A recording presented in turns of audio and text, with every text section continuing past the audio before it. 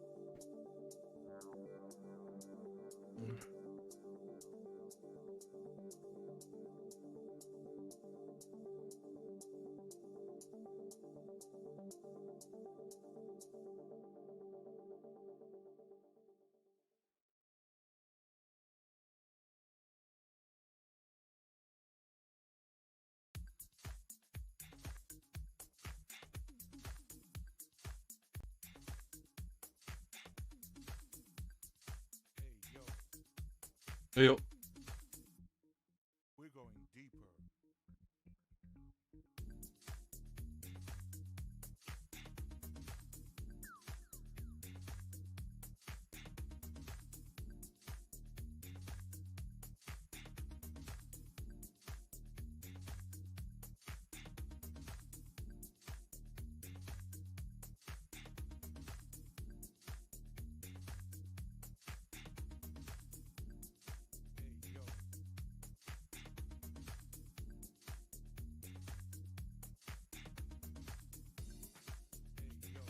yo. We're going deeper.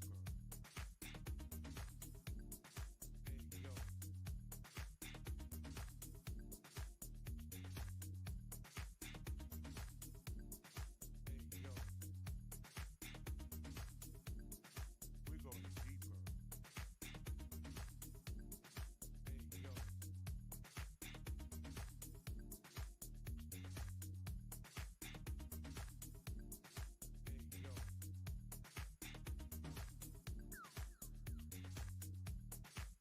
We're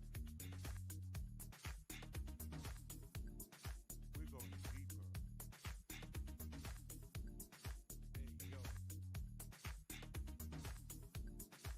We're going deeper.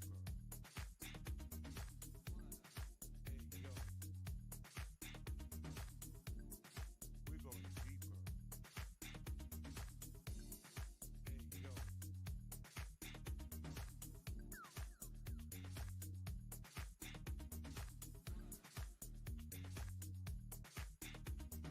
We're going deeper. Hey, yo. So hello everybody and welcome, and here we go into some more WARNO League quarterfinals, and we're gonna go into the final one of Division 2, Mjblair versus BloodyKnight. Winner will have to face Snowwolfie here in the semifinals, and winner also will make it into Division 1 next season, so quite a big one here. And yeah, we're currently hopefully gonna have Chloe joining us later. We were supposed to cast these games together. Yeah, he is currently MIA, so hope he shows up as we have another Division 1 cast later coming up with Darkneutron versus Lathans. Hype match between two of the OGs.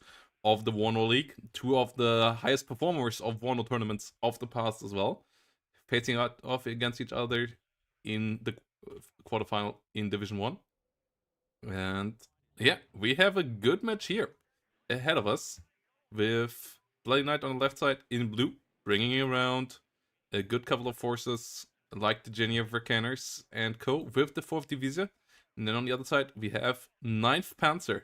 So 2 of the best performing, 2 of the most played divisions of the tournament, with the strong mechanized NATO formation of the 4th and the really good medium tank setup of 9th. Both divisions have performed pretty well on this map before as well. The MI2 openers here for 9th have done good jobs in the past. And then before we jump in, one more shout out to the Mjblair page, because thanks to all of your support, we managed to get the Mjblair page to the 150. It's currently not loading. There has been an issue. Okay, but Mjblair page is having new free codes, so we will go back there later. As the first 50 were used up, Mjblair gave us another 50. So you can add free money to the prize pool again, guys. If you go to the Mjblair page, link is in the chat. If you have used the first one, you can use the second one again. So yeah, easy 25 cents for free to the prize pool. That will be paid out to some of these players, getting us closer to next stretch goals and so on. So would be much appreciated if you could click the free code. If we get those done quickly, we might even be able to get a third 50 codes from Mjblair there.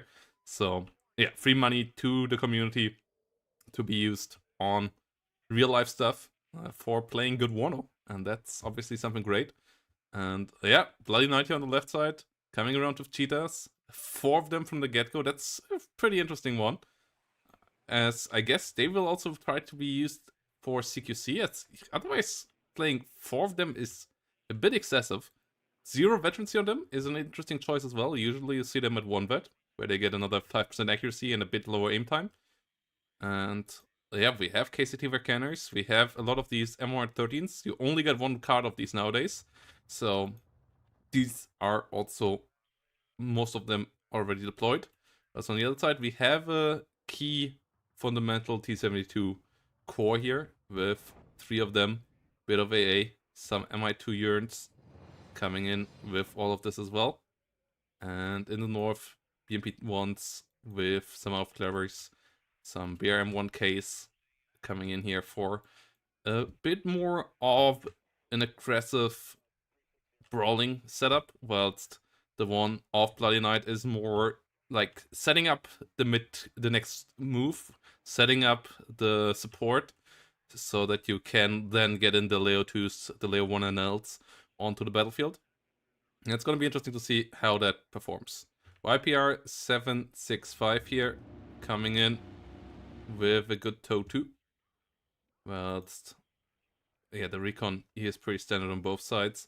MI2 Yearns will be pushed back by the cheetahs quite quickly, but they still maybe could find a recon unit or 2. Only 2 of them on the battlefield. No play all around on the battlefield with these. And yeah, the Genevieve Canners will get into the high rise. Will be able to get a lot of vision here. But T72 MEVs and the T72 MK move around as well. BO105 CB having to disengage here in the north. Has to be careful to not get shut down there immediately, as the mechanized forces still follow up. CV's only now coming in, so there will be a bit of a point lead for the red team, though no capture here for the south yet, no capture for the center there immediately for the Mjblair, so BloodyKnight has some time here. MI2 Yearn comes around, opens up fire against the M113. They have only 1 armor, so they have to be careful there. That 20mm can kill them off quite quickly. Good smoke. Trying to disengage, getting the Sheeta around. Oh, next M113 there needs to smoke off immediately as well. Oh, doesn't do that, and will go down for that. Yeah, good matchup there for the MI2 Yearn against these light armored boxes with a good autocannon. Cheetah gets the reverse now onto the Mi2. And that one bites the dust. So, yeah, the other one still remaining over here. M113 helping out, pushing forward. BMP1 is around here. YPR went down. Another one with an Ehrlichien and the Leo 2A4 still around here. But the T-72 push is coming in. F-16 cluster. That could be pretty important. Gets its bombs out, gets a kill, but might get down. Yeah, gets down by the Shilka. The Leo 2A4C should get involved here. 1 versus 1 fights, it can absolutely take. Oh, it focuses the BMP1D though. Has to smoke off there. Has to disengage a bit. And fall back a bit further. But Leo 2A4 now gets a hit on the MEV. Gets it to half-life. Tries to follow it up with another shot. Gets it 1-to-1 hit, down to 1 hit point. Next shot coming up. But not quite getting a kill. BO105 has to be careful. And ooh, S222 cluster coming in. This Cheetah's likely gonna get the kill. But ooh, Leo 2A4 does survive. So both sides losing a cluster bomber. One got a kill, the other one didn't. But the Leo 2A4 here is not combat efficient now. And there is no second one on the front line yet. Another one coming up. Supply truck is around here. But this one has to disengage right now. And there's nothing else that can deal with this T-72 that is currently pushing. The leader one that is still around. The other one has to be repaired as well. So there is not as much pressure as there could be right now. But BloodyKnight still lacking a bit of defensive power there right now. Decent setup in the south. Next Leo 2A4 is on the way. That could swing the north quite heavily. But for now, the situation is somewhat dire until this Leo 2A4 gets back to 7, 8, 9 hit points. Then you maybe could consider pushing it forward again. Obviously, in the best case scenario, you want to bring it fully back to 10. But that will take a while longer. And at the same time, you could use some units there. Cheetah gets involved, will get the Mi2 urn. So in total, I still think BloodyKnight did get good trades here. Just needs to get around with enough forces. And hey, over there, teamman. Thanks for the raid. Much appreciated. As we keep on going here with the Cheetahs setting up. Genia went down in the north. But the Leo 2A4 is back. Next one is coming up. And that means there's actually more Leo 2s now than T-72s. There are a couple more BMP2s behind this. So that is quite nice here for Mjblair. And Mjblair has the +2. Mjblair will get more in the center. But 2 more Leo 2s here on the way already for BloodyKnight. So BloodyKnight is really going all in onto a direct fight here in the north. Wants to get into the snowball of Leos that just can one-shot the T-72, run away, come back, one-shot the T-72, run away. That's kind of what you want to set up when you go for 4 of these this early on. The question is there enough support around? Because a couple of the support units already got picked off. The Panzer Infantry here and KCT Verkenners, the last remaining infantry. So some more of those maybe could be helpful right now, as the Modschützen here, they do good spotting all around. And they have a really capable RPG-27. So if you run into these guys and you get hit by that 21 pen rocket launcher, then you will suffer quite badly. But Cheetahs and 113s can kill them off quite quickly. Recon units here would be helpful. KCT Verkenners setting up in the high-rise. Well, it's the Aufklärer get eliminated there. Modschützen coming around. Leo 2A4 falling back. The +4 is a 9-minute timer here. That is pretty strong. Genia Verkenners getting hit by the 240mm rockets, get wiped out. This one really strong, really low reload time. Something that Eugen really should get an eye on. With different rockets sizes having different reload times per rocket. That would be pretty great. And yeah, Leo 2s moving towards the front line now. There are already 3 here. 4th one incoming. Recon units finally following up again. But question is, can they break through in time? Because the +4 scenario right now is pretty frustrating. 9-minute timer is a pretty quick one. So that could backfire. And yeah, Division 2 high level play already. All of these guys here know how the base game of WARNO works, and they want to get into the top echelon. 2 T-Men, 2 Lathans, and co. And for that, one of BloodyKnight or Mjblair here will get there, and they just have to beat one more opponent. They did a really good group stage both, and yeah, they just need one more victory here.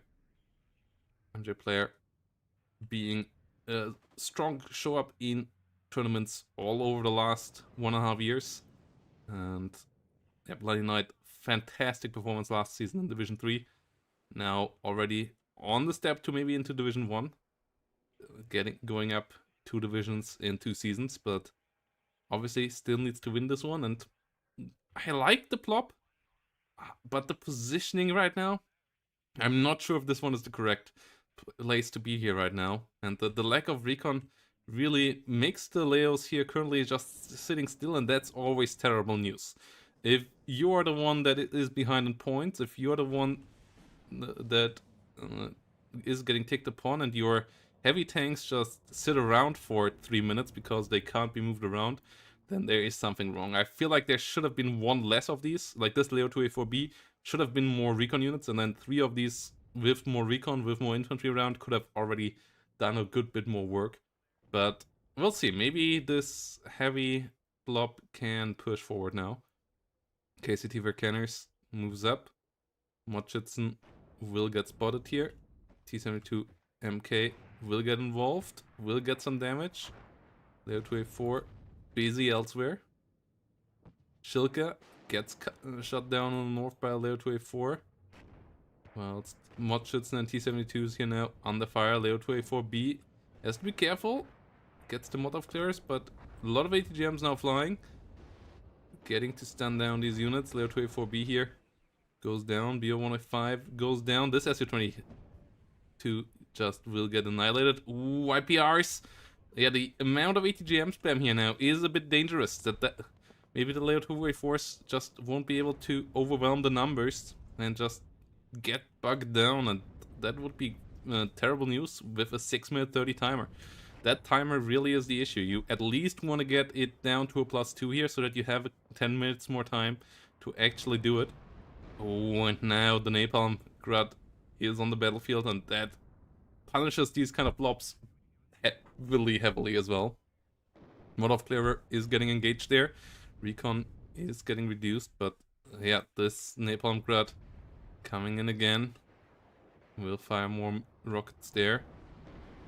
And getting around that, it's gonna be a tough one.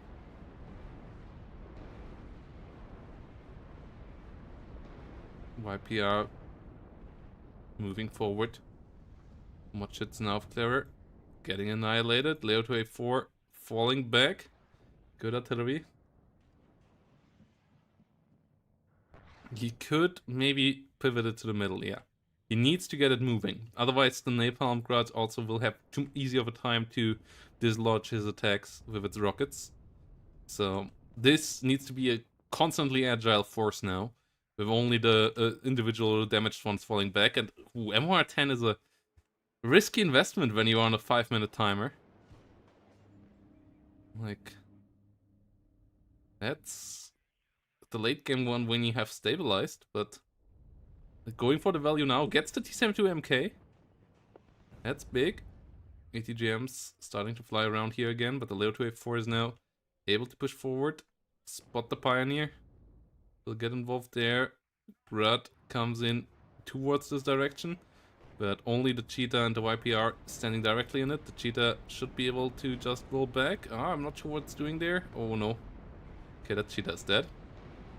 Gets routed now and will die in the flames, but the rest of the units are still alive. The Grud now re-aiming towards these guys here, but won't most likely be able to hit these guys either, as the Leo 2A4 is already pushing forward, soon to overwhelm the BMP-1. BMP-1 not disengaging, there we go.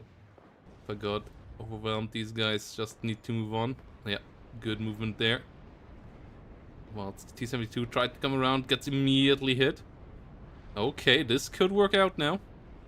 One Leo 1NL goes down. Oh, a Leo 2A4 gets side-shotted and killed by the Fagot. Oh, rough.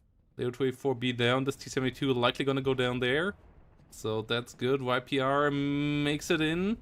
Leo 1NL has to be careful. YPR is over here under fire by Storms and Co. BMP2 and BMP1 with Conkers from the north are dangerous. Finally, more time received here for BloodyKnight. It's still a pretty low timer though. Leo 1NL has to be careful. Likely smoke off. Cluster SU-22 comes in. The cheetah's too far back and only 2 of them, so not able to get the kill there this time around. Leo 2A4C not involved on the front line right now. As M110 is trying to clean up house here versus the Storm and Co. ATGMs flying around. CV goes down there in the middle. And push still needs to go into the next zone to stop the tick here. Then you have a lot of time. Then you can play the Leo 2A4 game if you keep them alive. Ooh, close. Disengaging there. Important. Can't afford to lose that one. Storm struggling as well. Leo 2A4 likely gonna be able to kill that off now. Oh, misses again. That's unfortunate. 52% accuracy there. And the T-72 M1 here is in a scary spot. Ooh, Strela goes down. T-72 not able to get the shot out. Good micro there by BloodyKnight. Coming forward, gets the aim first. Gets the hit first, but gets the side shot it. No, miss micro there. Showing the side armor just barely, and the C-72 M1 there on this range is deadly. One MEV went down in the north, but this loss here, unfortunate. Leo 2A4C pushing up. Storm under fight. Leo 2A4 in the north gets repaired. Toe 2 is around. 5 minutes to push into here. The Mjblair line is starting to grumble a bit. Mjblair still has the middle and he is far ahead in points, but question is, can the 4th Divisa here find the kills? The issue is whenever you lose a Leo 2A4 with them, you get set back a good amount on your combined arms. You have to be a bit more careful with this division than you have to be with 9th. 9th can replace its combined arms a bit easier, a bit cheaper. And KCD Verkenner is moving around. Leo pushing up. And Leo 2A4. Oh no! Gets side-shotted by the Storm! And it already had 1 damage.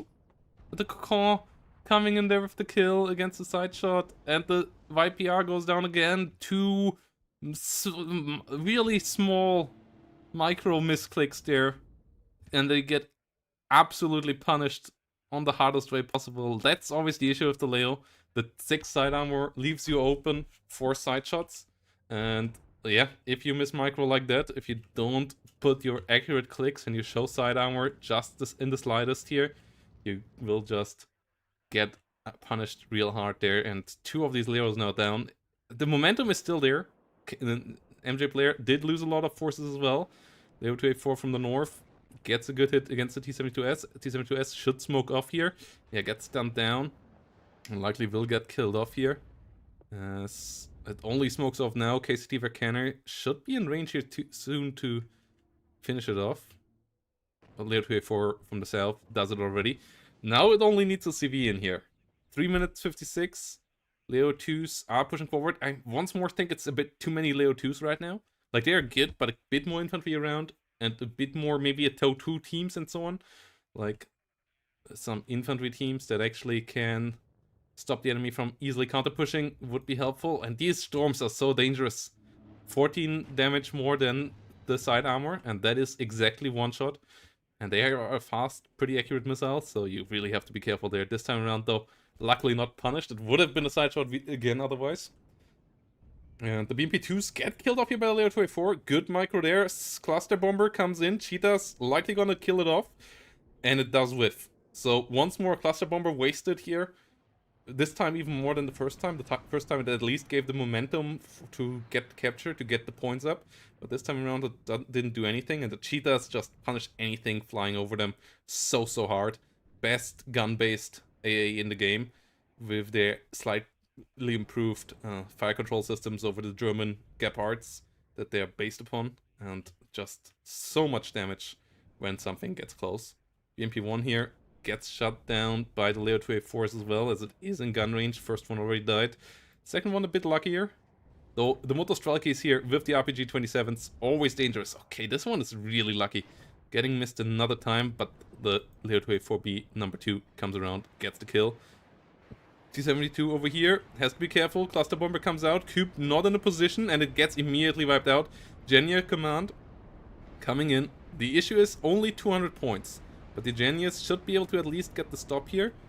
Ooh, Napalm Grud doing a good job.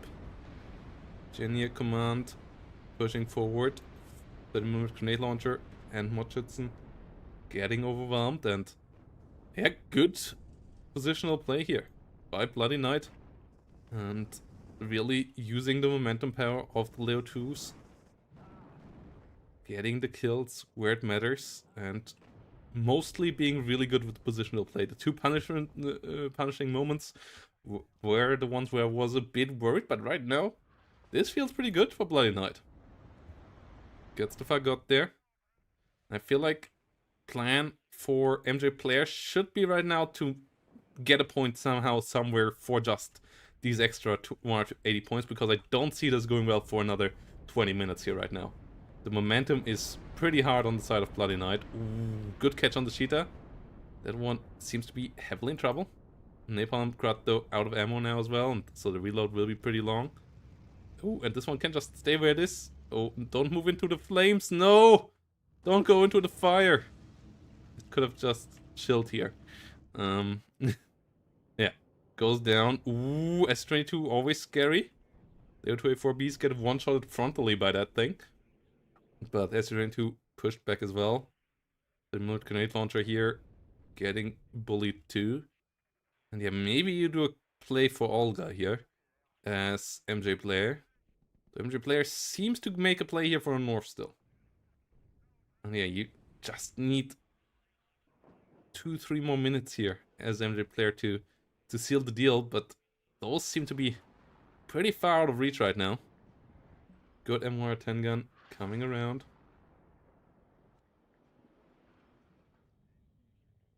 MR10 gets the BMP2 hits. Smoke coming up. Cheetah, PRTL going down.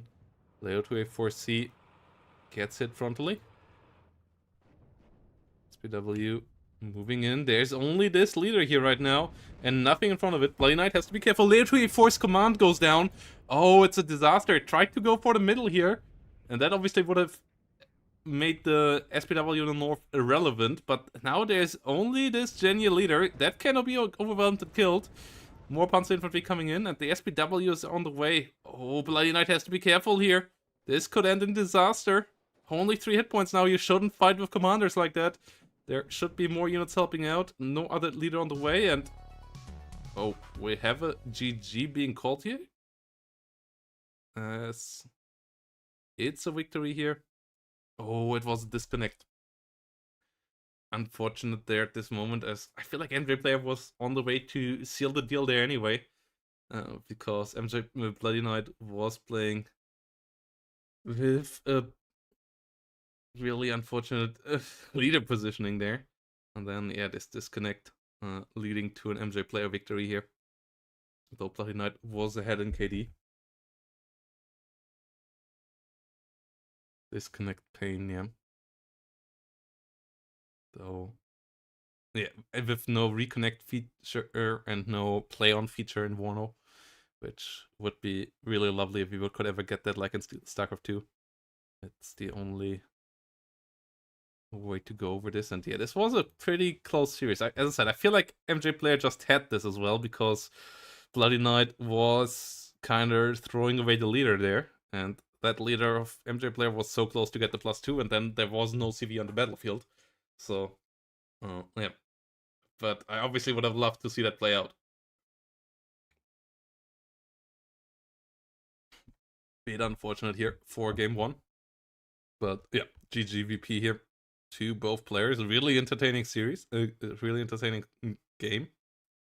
And we're gonna see how it goes in game number 2. quick break, guys, and then we're gonna be back with that one.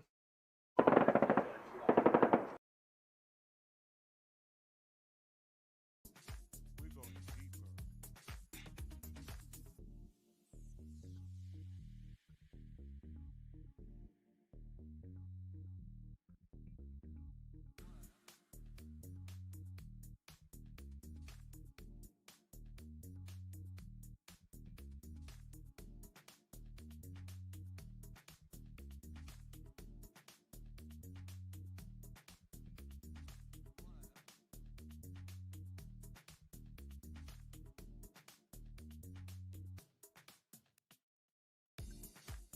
yo. Hey, yo.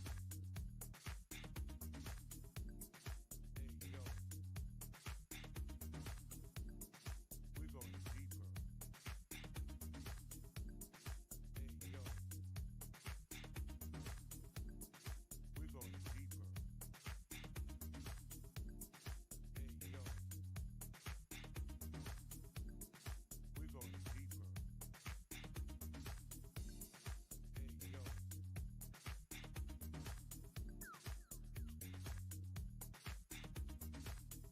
Hey, yo. We're going deeper. Hey, yo. We're going deeper. Hey, yo. We're going deeper. Hey, yo.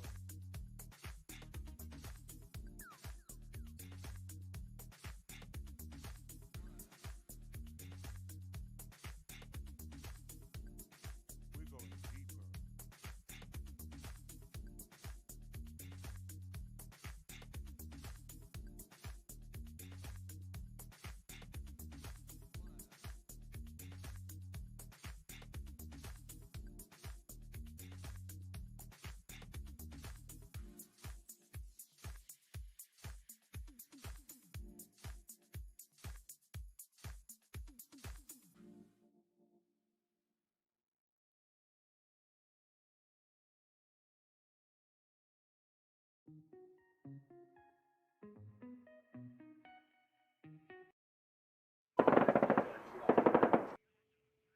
And here we go. Game number 2 on Hesse with Mjblair up 1-0.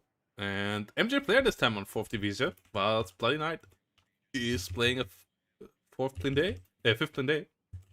So let's see if 4th division is to blame for losing, or if it can be put on the divisions. And one quick thing here, guys, that I have to fix. Everything was just a bit too loud. Okay. And yeah, before we jump in, once more, shout out to the Metrino page, guys, where you can help fund the tournament, and you don't even have to pay anything. As I said earlier, we have free codes back. All you have to do is go to the page, click the claim code button, and add 25 cents to the prize pool immediately for free. And we already did a good couple here. 50 already gone. If we can use these up, then we can ask Metrino for more. They just want to see that people are actually watching, that people are actually engaged. And yeah, if you're in the US and you are interested in a aircraft game, military aircraft game with F-15 and co, that is like a bit like War Thunder, then check out this over here. And yeah, go for the Metal Storm one. It's region locked to the US, but yeah, if you're interested in a F-15, flying a bit around in F-15s and so on, check that out, and then you can add up to $1 to the prize pool there. But yeah, obviously that's just if you're interested in something like that. And yeah, but the free code doesn't cost you anything, just one small click, and you add free money to these kind of players here. And the next stretch goal is that the Division 2 gets a prize pool of $25 as well. So helping out these players here potentially. But first, BloodyKnight needs to get the comeback going if they want to make it towards that prize money. And they are now down 0-1. And Mjblair here, we have the 4th division, having a pretty strong late game division as we just saw. mid and late game. So the Blinde here coming around with Brandis's and AMX2s from the get-go, and seemingly pretty aggressive towards X-Ray and Lima. So really interesting little play here. T4 PC coming around towards Bravo and Echo. Claire's chilling out in the south, no big play there. The other side, only a recon unit for the south as well. So the fight is going to be up north. No Leo 2s here, only Leo 1 and Ls. They have been nerfed a bit, but they are still some of the most cost-efficient tanks in the game. And the high 17 pen on the 1925 meter range is quite nice. Good accuracy on those ranges as well. You have to get them to those ranges, and the 9 frontal armor can crumble quite quickly. But outside of that, they can work quite nicely. These guys here moving around south of Lima. And on the other side, yeah, Eclairs, MX10, RC, Sublines, and Co. coming in, moving forwards towards the front line. And we'll get a nice line of sight there. Gazelle Cannon moving towards Lima. Commandos moving through Echo towards Lima as well. And yeah, here we go. Let's get the action started. This is a pretty interesting matchup. Two of NATO's best divisions fighting each other.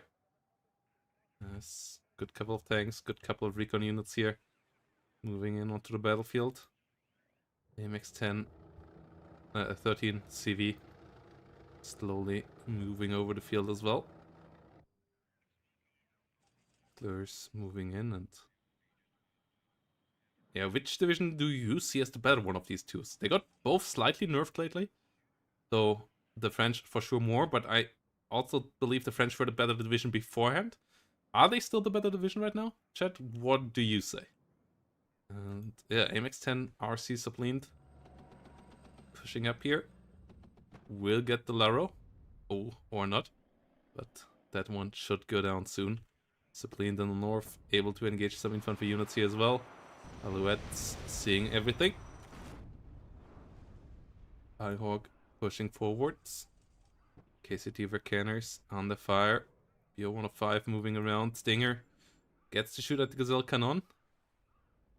Gazelle Cannon currently not really engaging anything. Alouette in the north goes down. 2 KCT Vercanners going down. So Recon gets reduced a good bit. YPR gets shut down there. YPR Brad with the TOW 2. The YPR with the Oerlikon 25mm pushing in here from the northern edge. The Sublime has to be careful there. Infantry with the Carl Gustav can kill it off quite quickly as well. And here comes the tank setup. And those kill off Leo 1 and L obviously from the long ranges, but in the mid-range, the Leo 1 and L can hold off decently if it doesn't get side-shotted and then immediately murdered by the Sublime, though. Not a good start, but MX30B2 on the other side goes down as well. Sublime here has to smoke off. One YPR goes down to the north, and the Leo 1 and L pushing over the field here now. Sublime under fire, gets the NL there. YPR getting some shot out, gets the MX30B2 killed off. BO105 CB. Not quite getting the kill. Cluster Bomber coming in. Oh, big double kill. Razid and the Brenners going down. F-16 getting out unpunished. No AA setup here. It was a full-on low body fat, all-out attack kind of push. Like, all aggressive units, and it got punished for that now. And now there is no tanks left here, and this is a tough one now. YPR here still around. AMX-10 hot, but those are only missile carriers, and missile carriers on the offense are obviously always weaker than the ones on the defense. Leo 2, because those defense ones will get the missile out first. Leo 2A4B coming up here. MX-10 hot does miss there. Next missile coming out, but smokes off as the Leo 2A4B has arrived. Sublime gets a shot off, but will get killed in return. And oh, this push is not working out for BloodyKnight right now.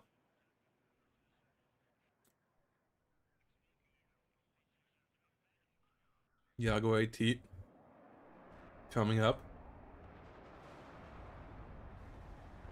Gets a kill against the Leo 2A4B.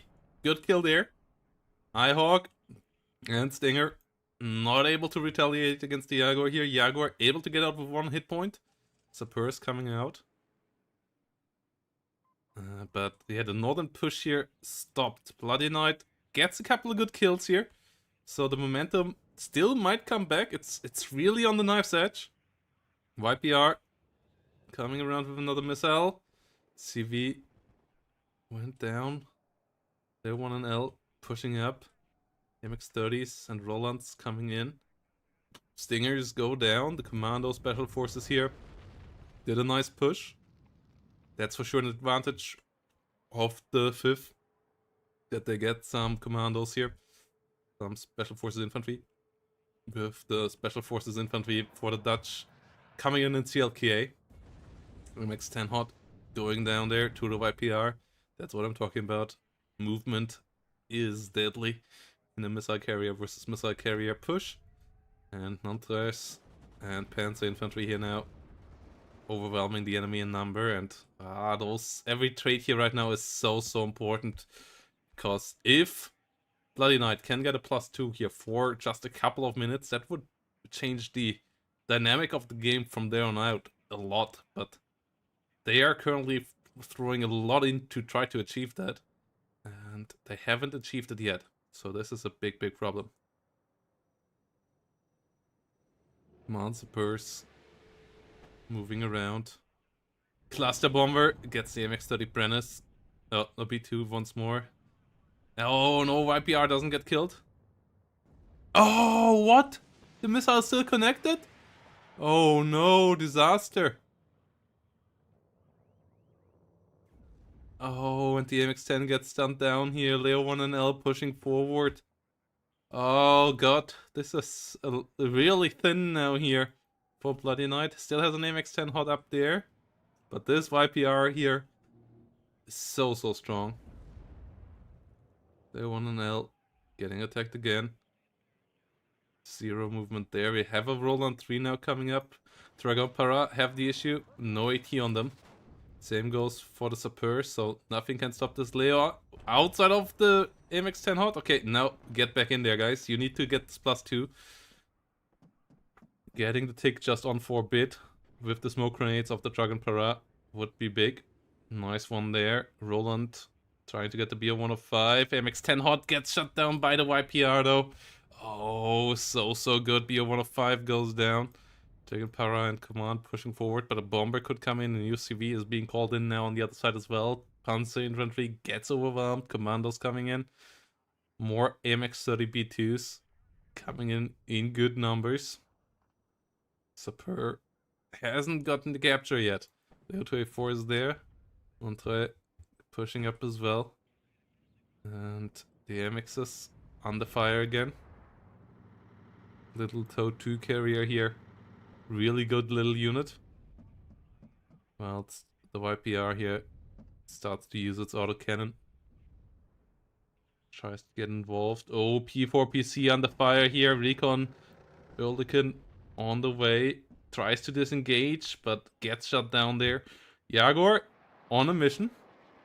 If it can kill the Leo 2A4C in the middle, that would be massive. Tries to angle it to set that up. Not really in a spot just yet though.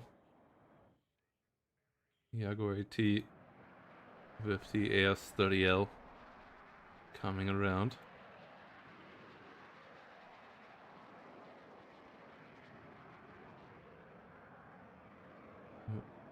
Jaguar AT just really chilling out there. PRI going down on the other side. Ooh, F-16 cluster. Going on the hunt. Going for the Roland. Getting through. Getting the kill. Roland 3 down. And that's a disaster here in the making as well. As now stuff can come around for the MX-30s as well. 2 YPRs both go down. Leo 2A4 pushing up. Leo1&2 coming up as well. But the TOW 2 carriers being shut down. That's good. 3 MX-30s following all of this. So Maybe a bit of a turnaround. Layer 2A4 getting involved. Can obviously fight against 1, but against 4 it will start to struggle as well. They have 17 frontal penetration, so they can deal damage to layer 2A4. It's not a lot on max range, and the layer 2A4 hits back like a truck. Has to be careful here with the Jaguar, but Jaguar does whiff with the first one. Leo does find a hit, does a lot of damage there. MX30 having to disengage. Leo engaging the next one, does miss there as well, and the other two coming up here. So far everybody's missing.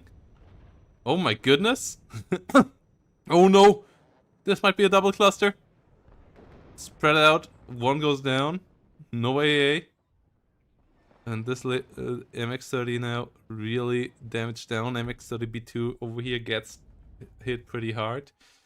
No capture there, only a short +1. Leader under fire, leader in danger, and this is looking like a rough spot here for BloodyKnight.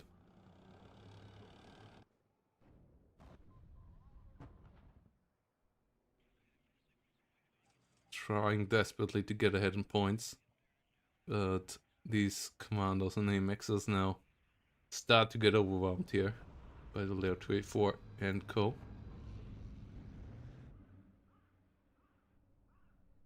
Slowly pushing up there again. MX30B2 going down. Next one under fire. Next one gets penetrated. Has to disengage. Commandos go down as well. MX30 engaging towards the north. And now blue side under a lot of trouble. Not being able to stop the the F-16 clusters is really a massive issue. Commanders and Dragon Paras going down over here, and this blob now becoming really dangerous. More AMX-30s coming in from the north. If they could get a flank here, that would be big. But at the same time, these guys here are in danger. MX-30 in trouble, and there is a new F-16 cluster, another Leo 2A4 coming up. First MX-30B2 going down. This one only being a normal B, and oh no. Oh, two of them really close, and both of them go down.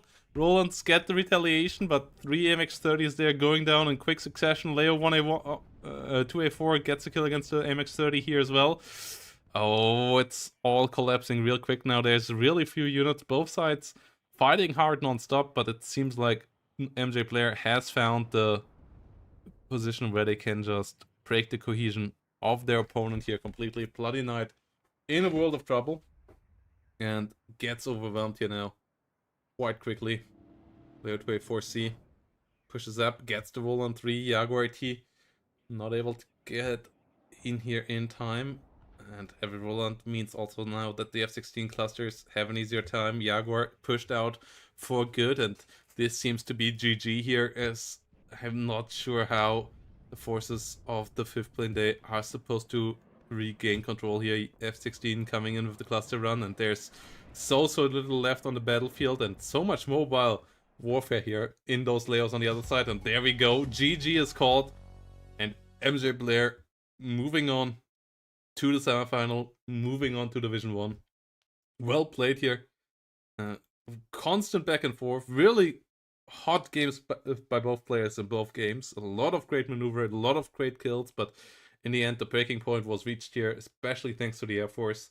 And Mjblair able to get the 2-0 here set up with this game number 2. And with that, able to move on to the semifinals. Well deserved, even though the first game obviously really unfortunate there with the disconnect.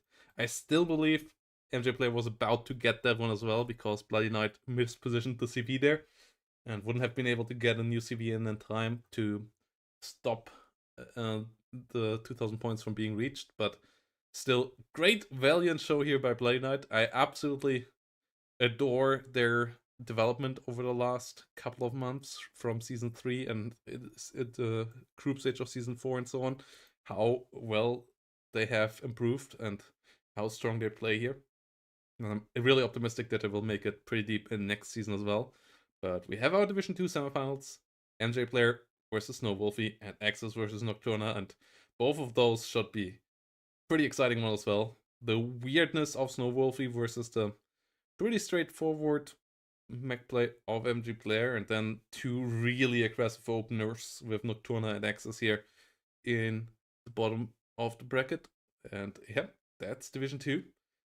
Excited for those to come up, but that means now we go on to Division 1 and we go to Lathans versus Darkneutron.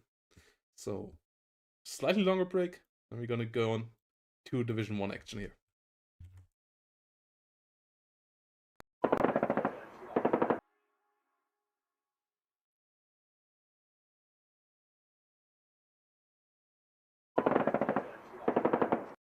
Here we go, everybody.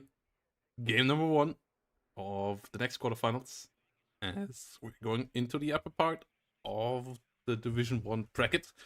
Quarterfinals, Lathans versus Darkneutron, and that means two of the most veteran WARNO players against each other.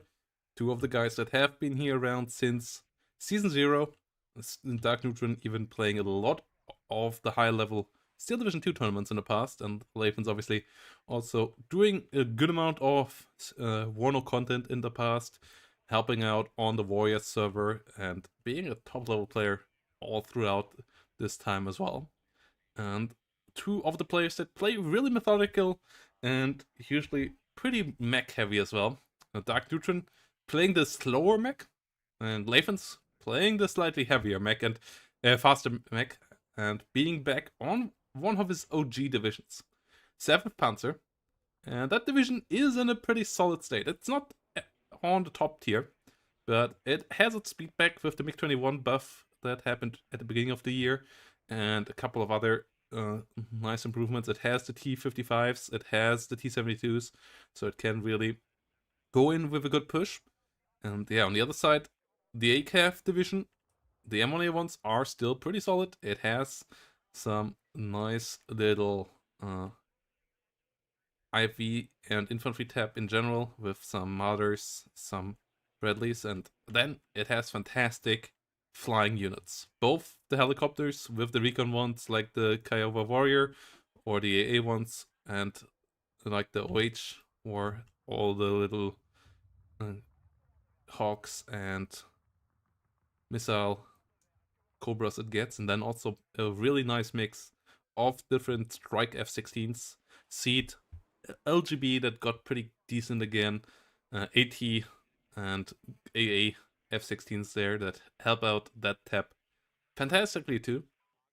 And yeah, it's just a all-around pretty solid division that lacks a bit on light tanks, that lacks a bit in infantry, but really can play with agile mechanized core that has nice air support. And that's the question of the somewhat lighter mech force here. The quick mech blob can push through before the M1A1s and the Air Force here for Darkneutron arrive.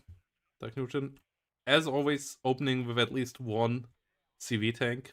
We unfortunately don't see the classic Darkneutron opener, the OG one, where we see two CV tanks. CV tanks a bit more expensive on average than they were back in the day, when they were only like 20 points more.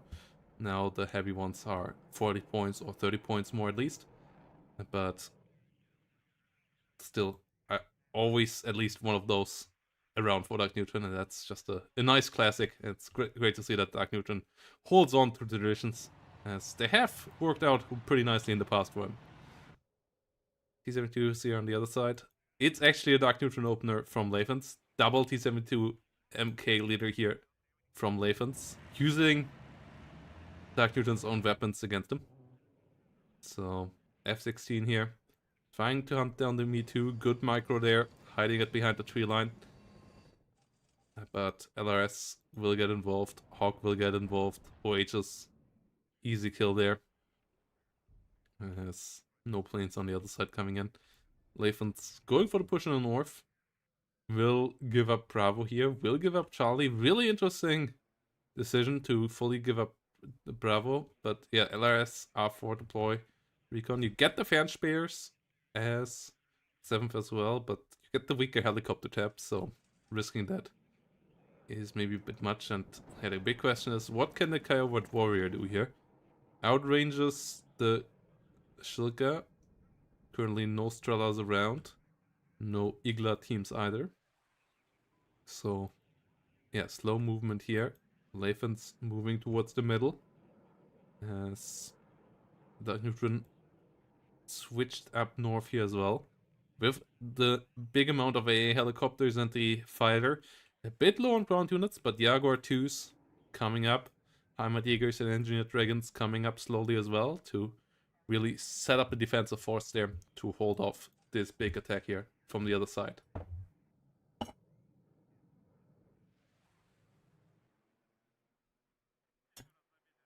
F-16 CAA flying above all of this. Coop gets a good hit.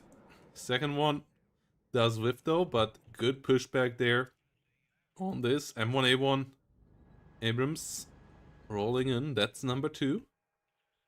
And Lathans not going into the offensive just yet. Waiting for a bit more setup. Has to worry about the Kiowa, but does see the Heimatjäger. Immediately will get a lot of shots on there. T-55A immediately getting side-shotted by the Abrams though. Abrams showing who's boss there right from the get-go. Will play around with the forest line of sight here. Coming around for another shot. ATJM flying towards it. Gets a good hit. Against the T-72. Gets hit once as well, but T-72 on half hit points now. Can't really continue fighting. M1A1 still can do a bit more work.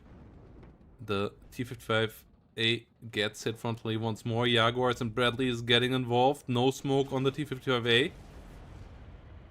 BMP trying to help out, but the T-55A goes down. Motschützen pushing forward, but they will eat a lot of HE damage from 50 gallon MG from the M1A1 here. And yeah, maybe not the right angle here for Lathans. As Darkneutron does hold the ground for now, annihilates the Motschützen. Engineered Dragons here should be pretty helpful as well. Motschützen will be able to shoot their RPG here for a second, but okay, Hawk coming out as well. So this one will just go down, and that's a really annoying situation for 7th, which just wants to be cost efficient here and just wants to be agile, quickly getting into some point lead, and there's no point lead inside here right now. It's interesting as we see Darkneutron giving up the center pretty much similar to how the south was given up by Lathans, but CV now moving in there to the center will start the take here. T-72 engaging the LRS. Kiowa Warrior pushing forward, trying to get some damage there on target to get off the Hawk. MiG-23 maybe should come around there. It's coming in for the Hawk.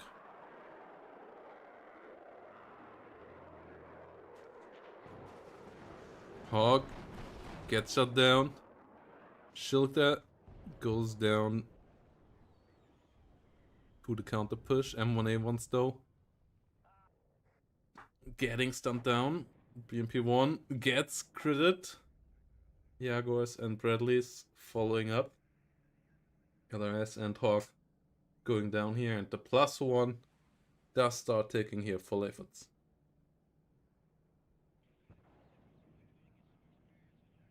Jaguar pushing forward. And yeah, 11th ACAF is absolutely viable in 2025. M1A1s are still fantastic tanks. You have good martyrs that just even got buffed, actually, because Milan 1 got buffed.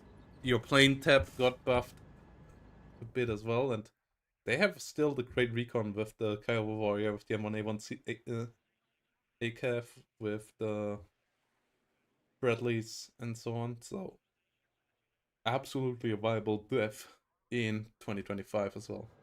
Few completely unviable divisions at the moment, actually, even, but this one's actually, I still believe, one of the better American ones in the game.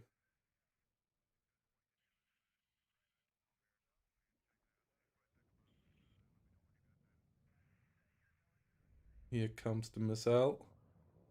M1A1 does smoke off. More stingers coming up.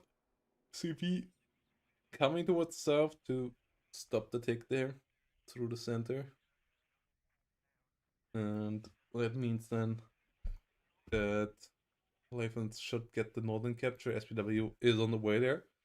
And get the +2 going. +1 doesn't really get them anywhere here.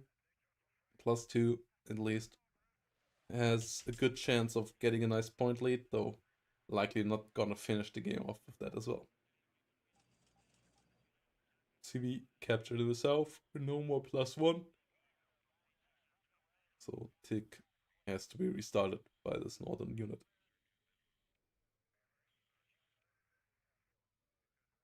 Whilst we have more stingers coming up, more M1A1 ACAFs. Recon tank here to be able to use the unders a bit easier. Jaguar coming around. LRS doing a fantastic job down here. But counter push there. With Mutchinson, with T55s coming up. Estrella on the way as well. Estrella in the center too. The north currently not having anyone.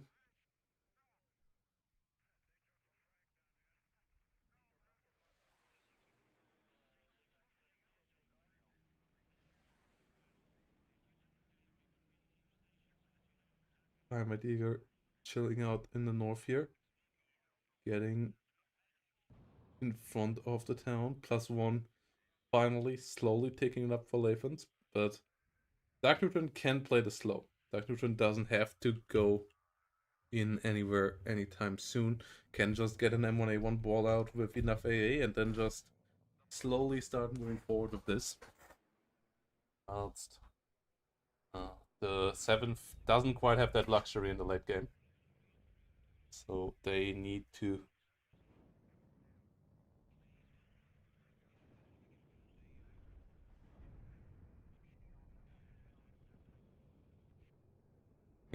okay, we're back with the microphone.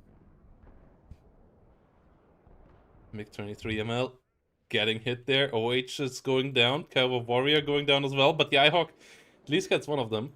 So each Kiowa Warrior down is a big one, as those give some annoying flexibility here to Darkneutron. So yeah, getting a +3 here, maybe with a push in itself. The push in itself looking pretty decent. No CV there just yet, but the T72 M1K, for example, could rotate down there. That would be pretty big, whilst Darkneutron moving around the M1A1 through the south. Another one coming up. Another couple of Heimatjägers on the way.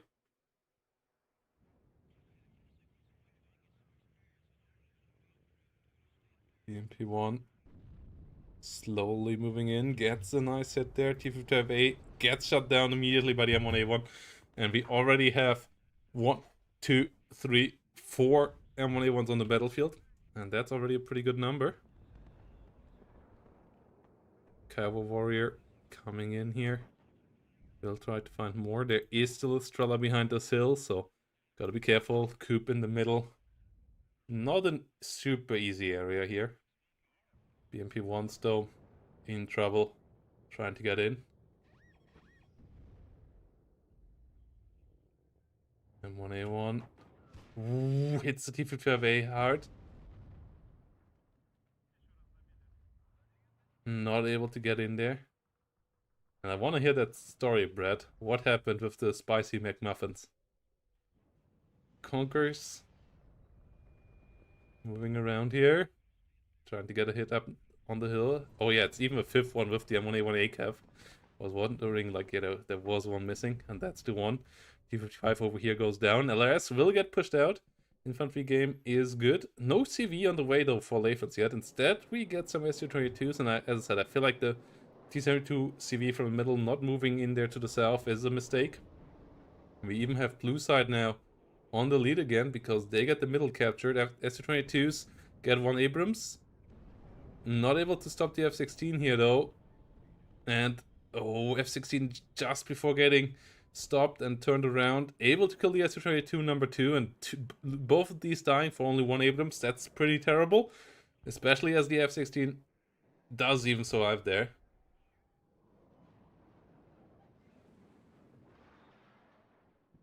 Mochitson in the middle struggling. SPW can move around the edge here. Yeah, and just get in that way. M1A1 moving around. Capturing this in the south would bring the +1 back to Lathans. Oh, Strella gets shut down there. That's pretty bad. M1A1 here sees the BMP1, gets that shut down as well. Mochitson here in trouble too, as everything is engaging piecemeal. And no push in the middle, no real aggression in the north. Yeah, the flanking power here somewhat limited. And the +2-1 only now returning. But there's already a CV here pushing for the deep zone or potentially rotating up north for Darkneutron. OH-58's coming around, M1A1's bit of stingers setting up here to set up a bit better air defense in the south, though. I mean, shooting down both S-22s, that's already pretty solid. Heimatjägers coming in towards the center. Interesting spot for 3 infantry units, but I guess they're gonna try to push into the forest on the other side here towards Charlie. Engineer Dragon not able to do anything there.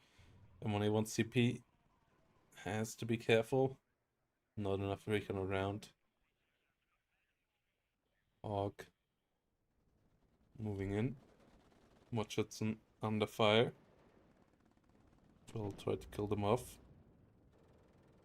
And try to get some success there. GM's flying around. Hawk pushing forward. Has to be careful. Mochitson, first target. Get annihilated quite quickly.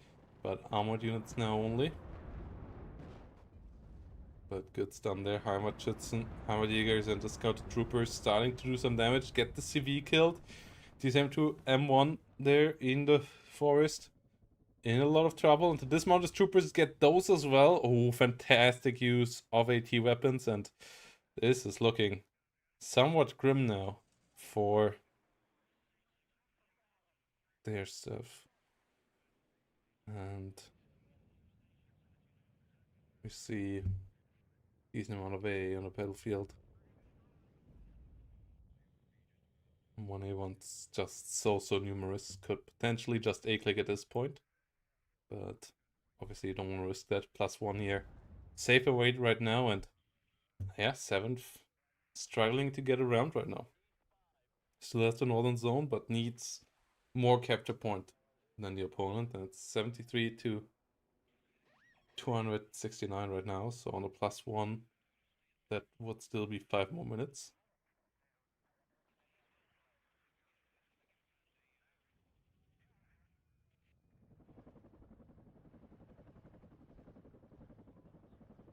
Okay. M1A1 and M1 CP on the fire. Meanwhile, decent amount of light tanks here for Lathans.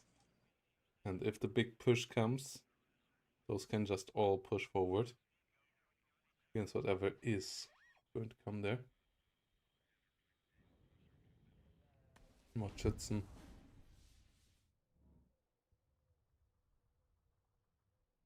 Okay, just chilling their position. OH-58 flying above everything. Just waiting for any plane to come too close. But currently it seems to be ground forces focus.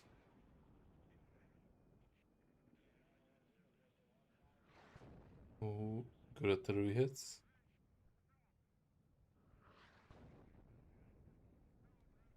Okay. Mick. F-16 flying around. Mix haven't come out in a while.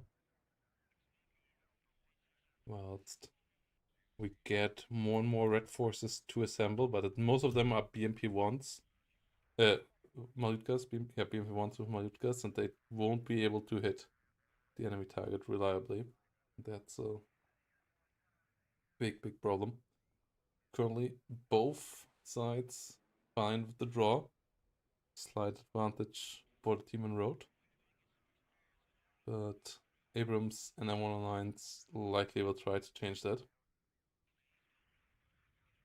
Mjblair, Mjblair, and the fire in the middle. And that's exactly what the Heimatjägers are for.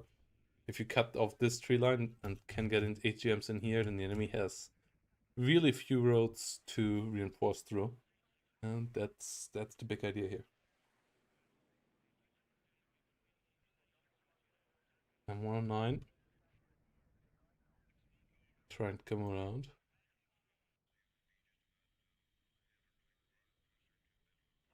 There's the artillery. He is starting to aim again. SPW 40 in trouble. CV in trouble. Does survive the second shot, but might go down to the next one. As the M19 does roll forward.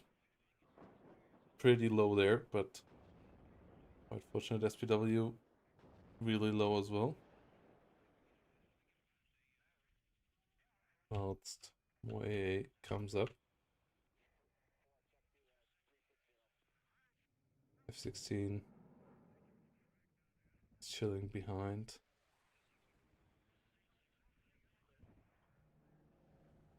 Okay.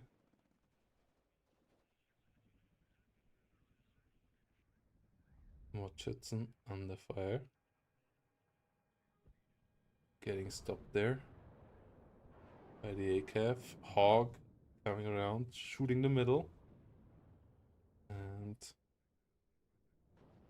we see the lightning slowly flying in here.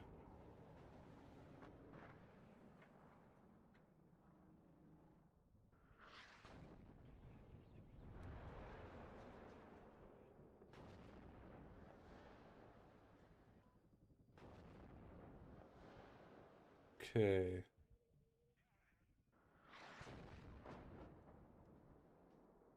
What off clear is there from Lathans? Got pretty deep.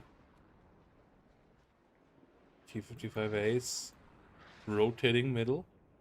And that's where the fight needs to come now from Lathans. Otherwise the M1A1 printer and Bradley and Marder printer just continues on the other side. And oh god, we finally had a bit more rain and currently letting fresh air into my room. Yeah, I'm sorry, guys, after currently standing on my standing desk, getting my circulatory system back up again. M19 trying to shoot down the SPW.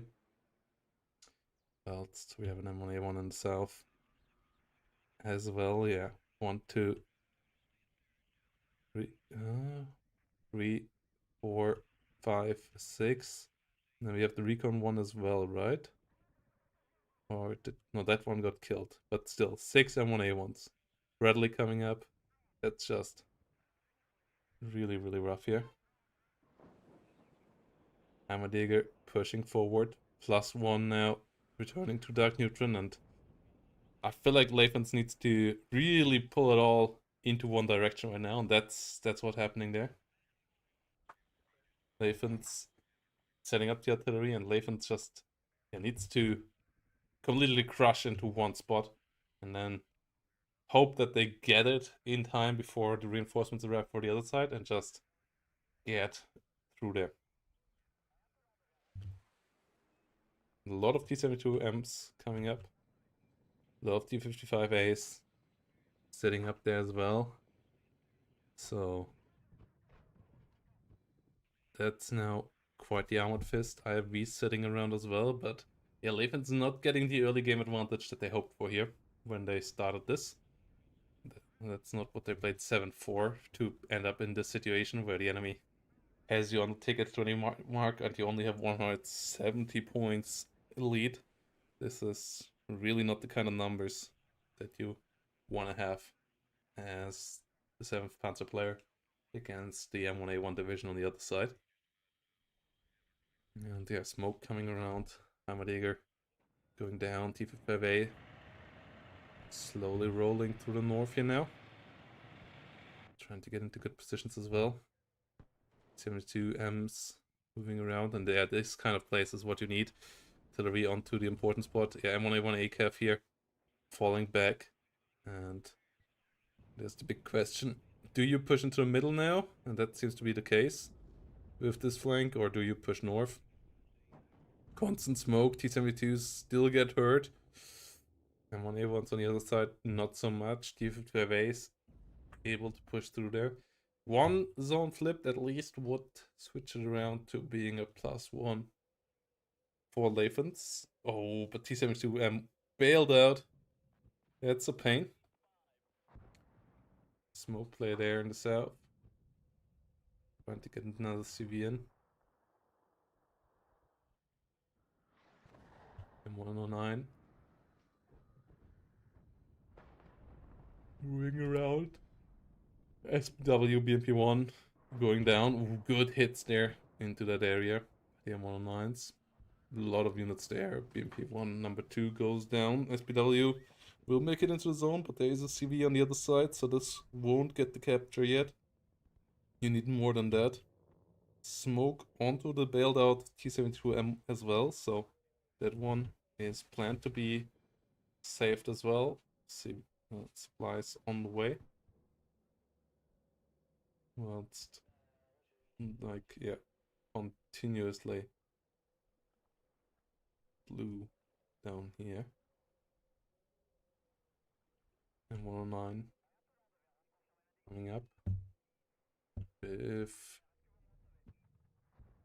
pretty standard stuff.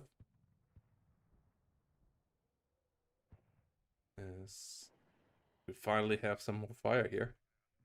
And Lathans tries to set up. Like, Lathans' play here makes sense, but it isn't decisive enough yet. So Lathans slowly runs out of time as more and more combined arms here arrives on the other side, and it just will start an interlocking killing zone there, where the T-72s just get shot from every angle.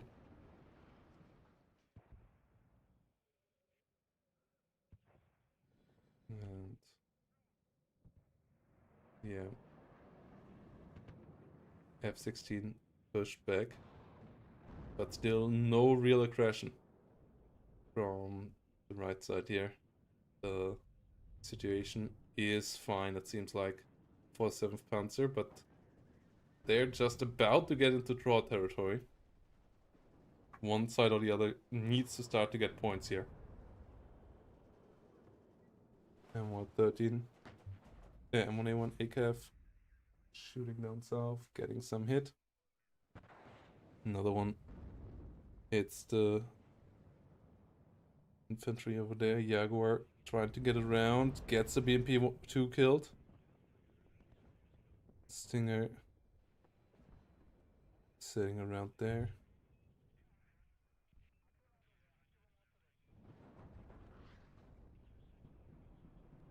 Okay. Ooh, Heimatjäger over there. Good push deeper. Well, at the same time, red side has kinda crippled server on the other side. But yeah, still no flow. Still 0 speed.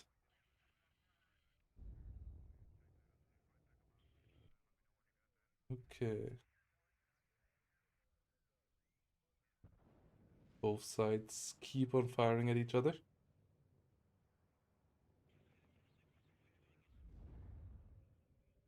Smoke slowly moving in here. Artillery lands on target. Artillery really getting on top of the T-72. AA gets in there. M109 not getting the hit. Jaguar getting the shutout. Only gets the MTLB supply there. Counter artillery not able to get the hit. Not able to get the kill there. M1A1 hits the Mutschützen there. M1A1's over here, pushing forward. Get the kill now as well, and now Darkneutron Might even be the one that tries to just finish it off. Coming in with the aggression, but they still have time. They still have the heavier tanks. They just need some point somewhere. They can get it by just clearing out this zone. Oh, Bradley. Abrams CV gets side-shotted here in the north. Goes down. T-55s go down on the other side as well, though. Engineers get a nice hit there against the BMP. M1A1 over here. Pushes in. Gets immediately crit. Engine got critted, and the Conquerors does get the side shot. So, yeah, maybe a bit too aggressive there. This one has to die. Artillery just should directly hit that. Push it out of there. Get a tick online. But, yeah, both sides now coming in there. M1A1 falling back. Jaguar falling back. F-16C, AA flying behind all of this. Now we see dismounted troopers coming in decent numbers here, but no more M1A1. CV goes down through the artillery though. And now this zone will be captured, and we will have a +1 for Darkneutron. There are still enough CVs around here, but yeah, the M1A1 numbers still a bit too high, and yeah, Lathans failed the early game. Lathans didn't get enough areas, and the question is, can the critical mass of T-72s be arranged with the smoke mortar maybe? I currently wouldn't even smoke directly there, I would smoke further forward. And 109s can aim for this area immediately again. Maybe could also try to get the counter battery kill, but just going for this right now would be enough. And 152 millimeters, do they go for the CV on the other side? No, they go for the M1A1. Okay, a lot of stuff in this forest. M1A1 CV rolling in here from the rear. We have an F-16 in the sky. Dragon moving up. Shulka slowly moving in from the other side. And, ooh, Abrams gets baited to move forward. That's a mistake. Can it smoke off in time? It can. So be careful to not move directly into the artillery again. Another shot landing. Could get the kill there. Ooh, close. Smoke mortars die to the artillery fire of the M109. Second one does survive. M1A1C ACAV here disengaging. Ooh, M1 over here has to be careful. T-72 gets hit immediately though and has to disengage. And the only small supply truck still left in here. But Lathans now pulls the trigger, moves forward, loses the T-72. ACAVs pushing up as well. 4 Abrams, 5 Abrams here. I think that's gonna be tough for the T-72s. Abrams can kite a bit as well. T-72s on the long range on the open field. Not having the past ranges, the 6 Abrams and the Jaguar coming in from here. F-16 coming up as well. 1 M1A1 ACAV CV ACAV went down. But on the other side, a lot more T-72s, BMP-1s, Mod-Schützen biting the dust. T-72 MK goes down as well. Of that, the zone will foil. Next one already on the way. There are still 2 CV tanks around. But the F-16 CAT even survives. Even will be able to come around one more time. And it's gonna be really tough here for Lathans to keep this up. One more point here for the M1A1.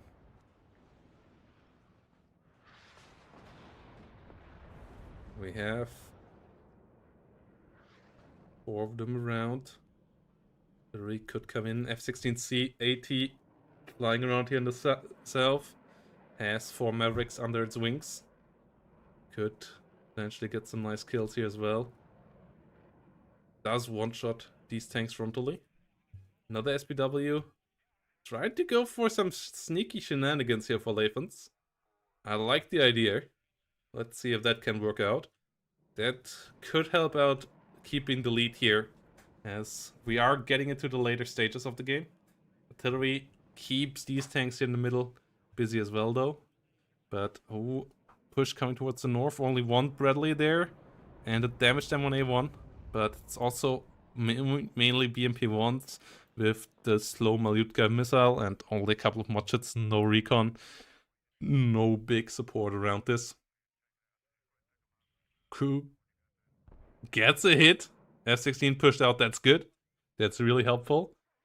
And here, this SBW here on the flank, that's gonna be interesting. M1A1 here though, sitting behind this forest. We'll see it. It's a bit unfortunate that it is not sitting in the forest. Otherwise, it could work out.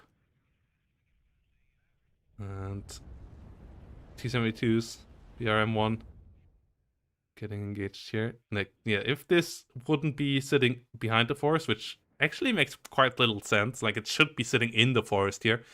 No idea what it is doing where it is right now. Oh, SPW Conquerors going down. Engineers pushing forward. Engineer Dragon can be shut down though. M1A1 getting T-72 on the long range there. Coop goes down. SPW on the way. Really, this M1A1 likely gonna ruin that.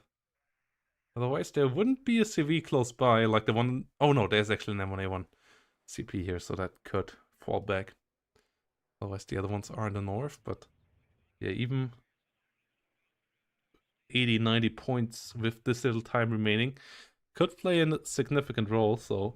I like the idea, more T-72 coming in, and Darkneutron still needs a tick here. Has a good defensive force in the south, has a good amount of M1A1s in the center, but M109s now getting involved against the T-72 again. Here we go. But the M1A1 does see it and does take it out. Unfortunate there for Lathans. Cool idea. But now Lathans also doesn't have any smoke around this T-72 leader in the middle anymore, and it goes down to 2 hit points. Able to disengage. CV Abrams on the other side gets routed as well. But MI-24 goes down. SPW Conquerors goes down. Only Jaguar going down on the other side. So that's not great trades here for Lathans. Lathans is out of the middle. BMP-1s from the north here helping out Modschützen versus dismounted troopers. M1A1 can get overwhelmed here most likely. There we go. That's a good one. But Lathans needs to get back into the zone. +1 here would still be enough to win the game for Darkneutron. As the BMP-1s get hit there. Hog moving around. A lot of rockets, a lot of stun. Dismounted troopers doing their job as well. So the BMP-1 flank from the north is getting somewhat decimated. M1A1 ACAF versus T-72M on those ranges pretty good for the ACAF as well. What's the artillery here?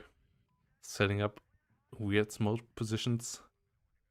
And the tick does continue here right now for Darkneutron.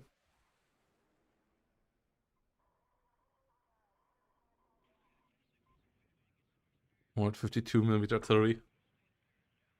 Currently not firing. Could be really helpful. Smoke mortars obviously as well. And 109's actually targeting the Acacia position. Actually also targeting the T-72 MK leader position. There's the other one over here, but this one obviously would be great if it could survive as well. It's moving the wrong direction, so now gets routed. Trying to disengage there. And it might actually survive. Just pretty big. AA pieces and a 152mm Katsuya. Seemingly as well. This only Estrella goes down. Point captured in the middle. Currently still a couple more points for Lathans, but holding on here in the middle. Not gonna be easy. Jaguar coming around, smoke getting in. You kind of want to get rid of the other piece here and see what they can do there against the an A1 protecting the CV in the middle. But yeah, the rear zone push didn't work. The rear zone CV is a big change on how the dynamic of this game works right now. Because if that would have worked, then a +1 wouldn't really be enough here for Darkneutron. But this way here, it's still enough if he can get it for a bit more than a minute. F-16A CAT coming forward. Gets shut down, but the 72 numbers are pretty low. Artillery should just fire into the smoke there. LRS pushing forward. M1A1's pushing forward as well. T-72 M1's on the fire. Getting pushed back. And yeah. Darkneutron just playing a slow and steady game. doing a good job. What else do we have? Mech rifles and engineered dragons pushing in towards the center here as well. LRS gets some hits. Artillery should fire directly onto this position. Cyanide. Code 2 helicopter moving around as well. MiG-21 HE goes down on the way in. So that's pretty big. F-16C AA is coming up, but still no capture there. Oh, but good sneak in the north. The Darkneutron sneak did work out, and there is no CV ready there for Lathans, and this will be enough. This will get the lead to the Mjblair. And now even a capture of the middle wouldn't be enough really to turn this around, as that would only reduce it to a +1. Fantastic positioning there. Fantastic little play by Darkneutron, and that ruins all the importance of the middle. Darkneutron able to do what Lathans failed at. And this +2 here now, that's a game changer. That's a big, big game changer. CV in the center goes down as well, so it even will be a +3. And if that Darkneutron gets more 20 points per minute, Shilka goes down. There is a CV here, but yeah, that still won't stop the tick. And no CV can get into the north fast enough. No CV for the south. And yeah, with that, Darkneutron will win this game. Good focus there. Getting that CV through, having an infantry to scout for it, so that it has a free path, and then, yeah, keeping on fighting in the middle, not losing too hard, but winning the game with a cunning movement through the north, and yeah, well-deserved victory here by Darkneutron in game 1, it seems like. Down to a +2 now, but that's still good enough, and there we see a GG, and Lathans loses game 1, as KD in the end, super in favor of 11th ACAP as well. 7th just not able to get their flexibility onto the battlefield in action, and gets punished for that. Well played by Darkneutron. Really, his classic mechanized playthrough. A really good positioning on his armored forces as always. Like, that's where Darkneutron is one of the best in the world. Similar to T-Man, I would say there. And that's why both of those have always performed nicely in Division 1 in the past. Both pretty slow in APMs, like Darkneutron known for sometimes just getting a strategic reserve, not buying anything for 5 minutes, and then dumping out 4 heavy tanks in one go, because they just don't use up their points, which obviously usually for top players is a death sentence, because a lot of them just like constantly attrition away their units with the enemies, but Darkneutron good at preservation and just playing the slow game. And yeah, gets rewarded here in game number 1. Getting a 1-0 lead over Lathans, and Lathans has to bring it back in the next one, or they won't be in the semifinal. So, and semifinal already is in the money, is in the prize pool. So that's an important step. So yeah, quick break. And we're gonna see if Lathans can bring it back for game number 2.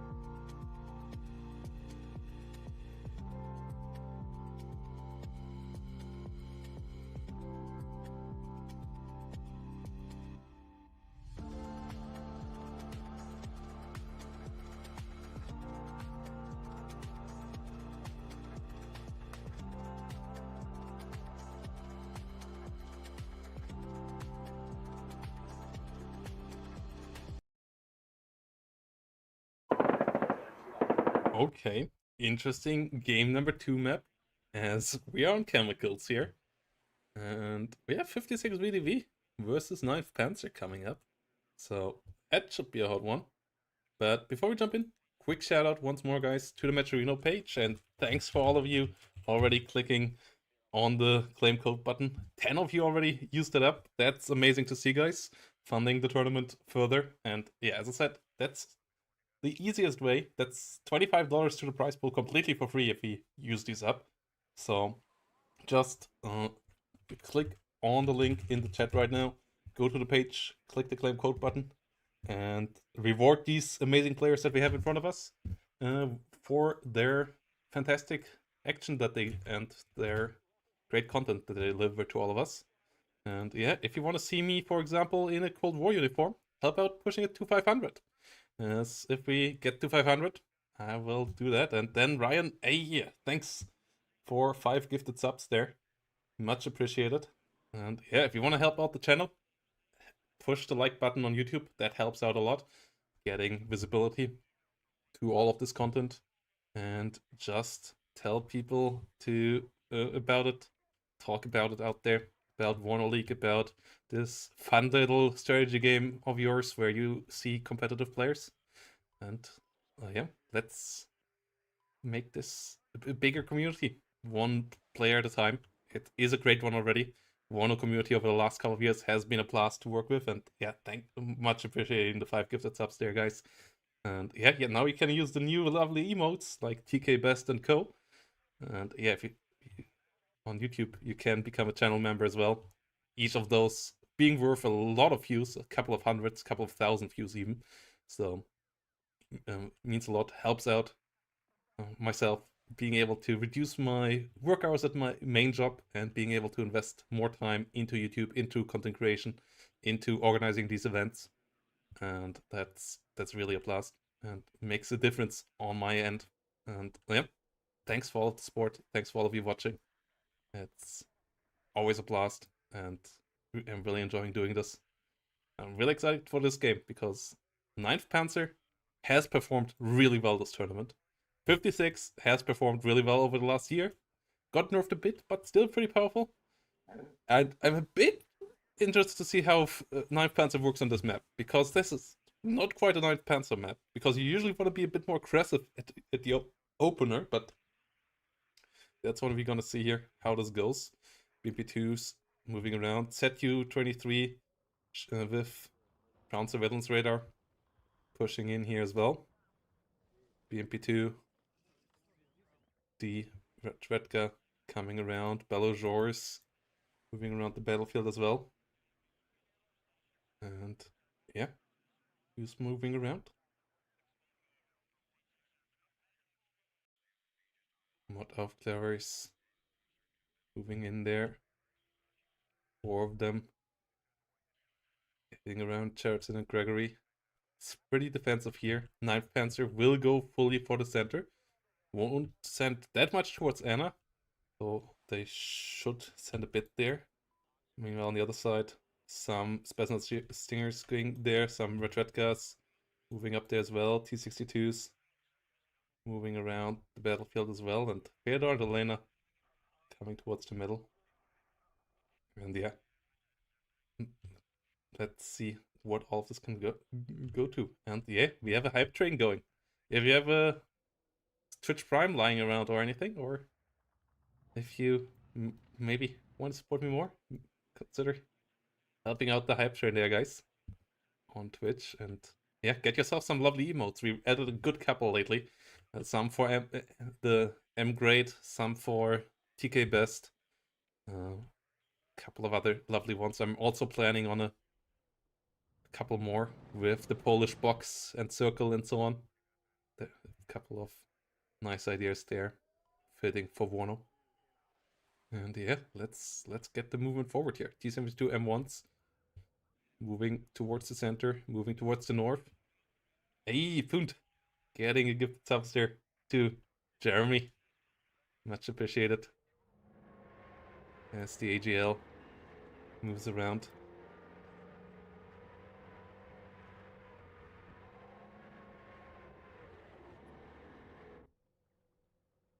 Coming in towards the center there. Stinger unloading. Stinger gets the kill.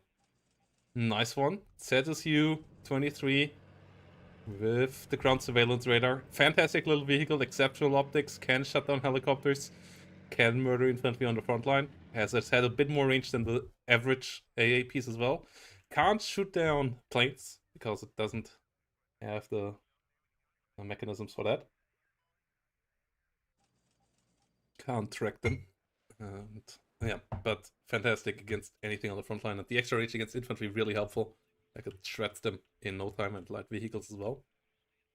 But the T-72 M1s, those need to do some heavy lifting here for the 9th Panzer. Only one MD here on the other side with one Bastion. Fight in the north. Gonna be likely going towards Lathans, as Lathans has the BMP2 coming up there, has the Bellageur coming up there. And if that's the case, then Darkneutron either has to send up more units north or has to get more involved in the center. Gets the kill onto the BMP2D. That's a nice kill. Luat's LG going around here as well. Whilst we see the Pioneers engaging the Spetsnaz. Spetsnaz 3RU forced to fall back. Pioneers slowly pushing forward. Hey, thanks for another gifted subs there towards Panda Bootspoon. Much appreciated. Now Panda can spam those lovely emotes as well. And yeah, BMP2 moving towards the center here. Trying to get around the Spetsnaz. Yeah, that's still one of my favorites. The Neon Cat. From Steel Division 2. One of the oldest as well, the Neon Cav. What of they were pushing forward. Yes, we have a big fight here in the middle. BMP1 gets shut down by the ZSU. T-72s haven't really done much yet, and that's the issue. Like, getting them into usable ranges without risking them is not that easy on this map. But they need to do some work here, otherwise your southern forces here just get shredded. And they kind of have been pushed onto the wrong axis. Now they try to push around north, but the CV there, the recon there died as well. And Lathans is in a good spot here. SPW coming around, and Poont keeps on gifting subs. really much appreciated there, Poont. Tammy now, the one with the next subs, giving it out to some longtime viewers of the out there as well. A lot of familiar names. Great to see that. All of you around here, guys. RPG7 getting engaged by the T-72 M1. RPG7 VL here. Has to fall back. Gets hit, and +5 here now. That's the danger on chemicals. This map can go so fast. I wonder who picked it. I feel like it's kind of a Lathans pick, because Lathans is a person who gets familiar with wild little maps, and usually chemicals, not one of the more liked maps in the most people dislike this map. That's why it got voted out of the ranked pool, but still gets played here right now. And RPG-22 units pushing up north. Medis pushing around as well. And Panda Boots giving us up to Dubrick friends now. Nice. Thanks, guys. the most gifted subs in a long time there, guys, today. Much appreciating the support. Quarterfinals here. That deserves it. +5. Coming up for Lathans. Lathans on the way to equalizing the score here right now. I absolutely adore the look of this little helicopter. Hind pushing forward. T-72 M1 in a decent spot. The counter push here has to work out though. Has to get a new CV up there, otherwise this game will be over quite quickly. And yeah, the 56, just such a strong mechanized force, has a great combined arms, has really cost-efficient units, and we have a counter push in the middle. 9th Panzer maybe not the right division for the map. BTRs moving around. And MiG-23 ML moving around there. Motschützen pushing forward. T-72 gets found by the Mi-24V rocket. Pioneers running into this 40-man Dilshka squad. T-72 and BMP-1 not helping out. That's a mistake. MiG-27 gets shut down, but SPW goes down, BMP-1 goes down. And yeah, the T-72's currently not really helping out. A lot of T-62s already on the way. The T-72 finally helping out against these guys here. The one over here slowly pushing forward as well. MI24 got shut down too. That's good kills. That could help. But the +6, the fast tick is still there. And nothing finds the T-72 just yet. Could disengage away from this again. A bit too slow. Gets hit pretty hard. And does get killed off. Bredlow, thanks for the Twitch Prime there. T-62 MD gets a kill there. On it now. At least those are pretty damaged. T-72 getting 2 hits, and Mjblair here getting attacked. T-72 M1 now moving over the bridge. This northern capture has to work out. The RPG guys stunned down. Misses the shot here. MG at least able to engage onto the Dejans, but they now recovered. They now have their 8 RPG-22s to fire again. T-72 pushing over the bridge, but the Spetsnaz are around with RPG-27s. Moving closer. Could get the side shot on, and yeah, maybe not the right pick for this map here. I feel like 9, not quite the right one. Dejan Nikki getting overwhelmed here. T-72 M1 and BMP1 pushing forward. Whilst the M1 over here is able to take out the T-62. Maybe there's hope, but this is so dangerous. Oh, it was like 1 or 2 meters away from getting into range against the Spetsnaz there. Oh no. Oh no, it's only 3 minutes. This T-72 needs to survive. The other one gets attacked, but does survive. MiG-23 will be able to push back the MiG-27 here. So that's the beginning. Spetsnaz GIU though gets in range now to use the Stinger. Does it get revealed there? Yes, it does. Okay, that's at least something. That will be taken out. The CV makes it in here. Prolongs the time a bit. The CV off Lathans is still in here as well, though, so this one is not immediately captured.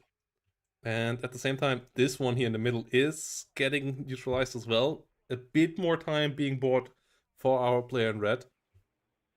Yes, they need to get this cleaned out in the north. They started to really get some nice KD here lately. Like the latest couple of trades went not pretty well for Darkneutron, but the question is time here now. The question really is time. Medium tanks pushing forward. And really shows that, like, yeah, 9th is absolutely capable of good engagements in this matchup as well. And keeping up on cost efficiency, but it has a disadvantage in the opener. And Lathans used that really, really nicely. And I see, Predla, you found my favorite little emote there as well. I felt so proud when I came up with that.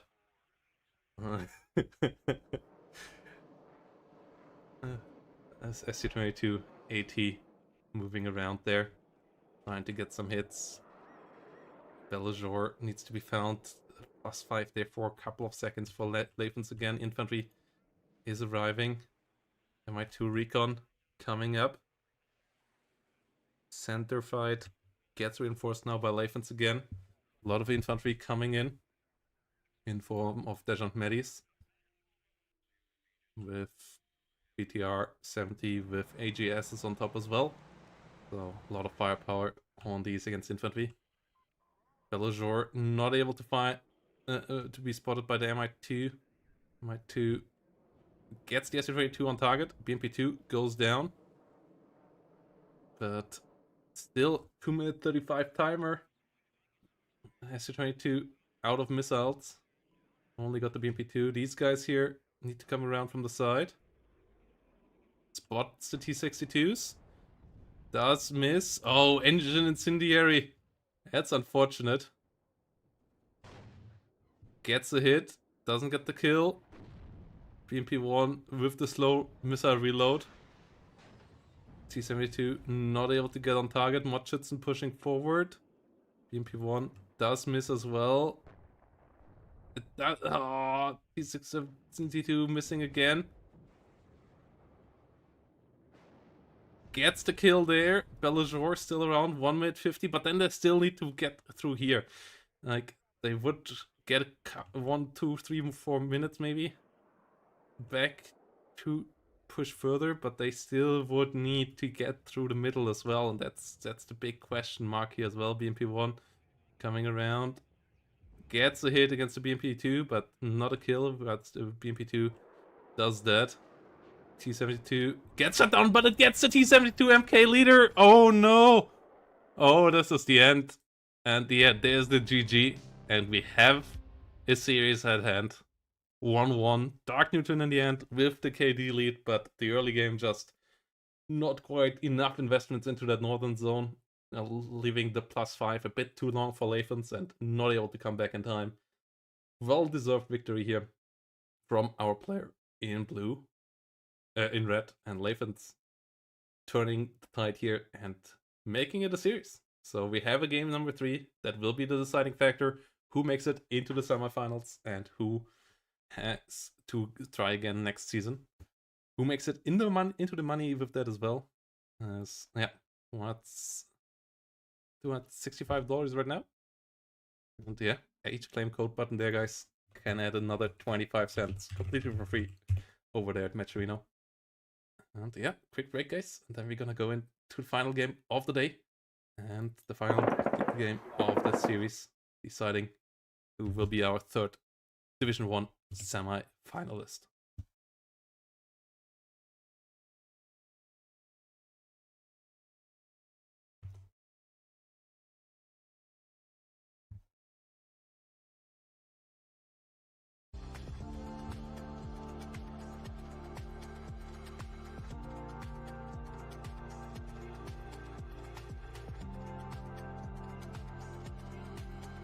Hey, Protein Taste, great to hear.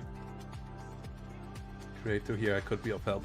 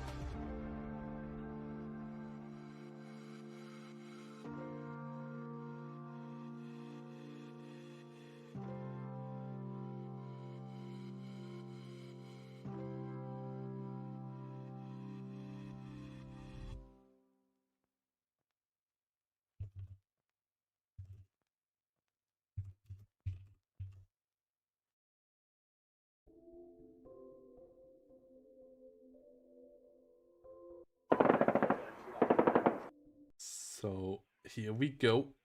1-1 in score in this best of 3. And that means this two-legged game will decide who moves on into the semifinal and who is getting eliminated. And we have two divisions that have played massive roles in WARNO history as well. On the left side, 2nd Panzergrenadier, the division that always has been around in top-level play, with slight ups and downs in play rates and win rates, but never really dipping low, never quite being the top deck either, but always being around as a good pick, and especially after picks and bans, usually being a pretty solid one. And then on the other side, we have a division that was quite on the top there, and is still one of those mech decks that gets played quite a lot. So we gotta see if Lathans can break its bad streak in Season 4 as 27th guards, even though it even got slightly buffed lately, and has an 8% win rate so far this season. It has been played 12 times, and it only has won once so far. So 8% win rate so far in the league. Can Lathans bring it up higher?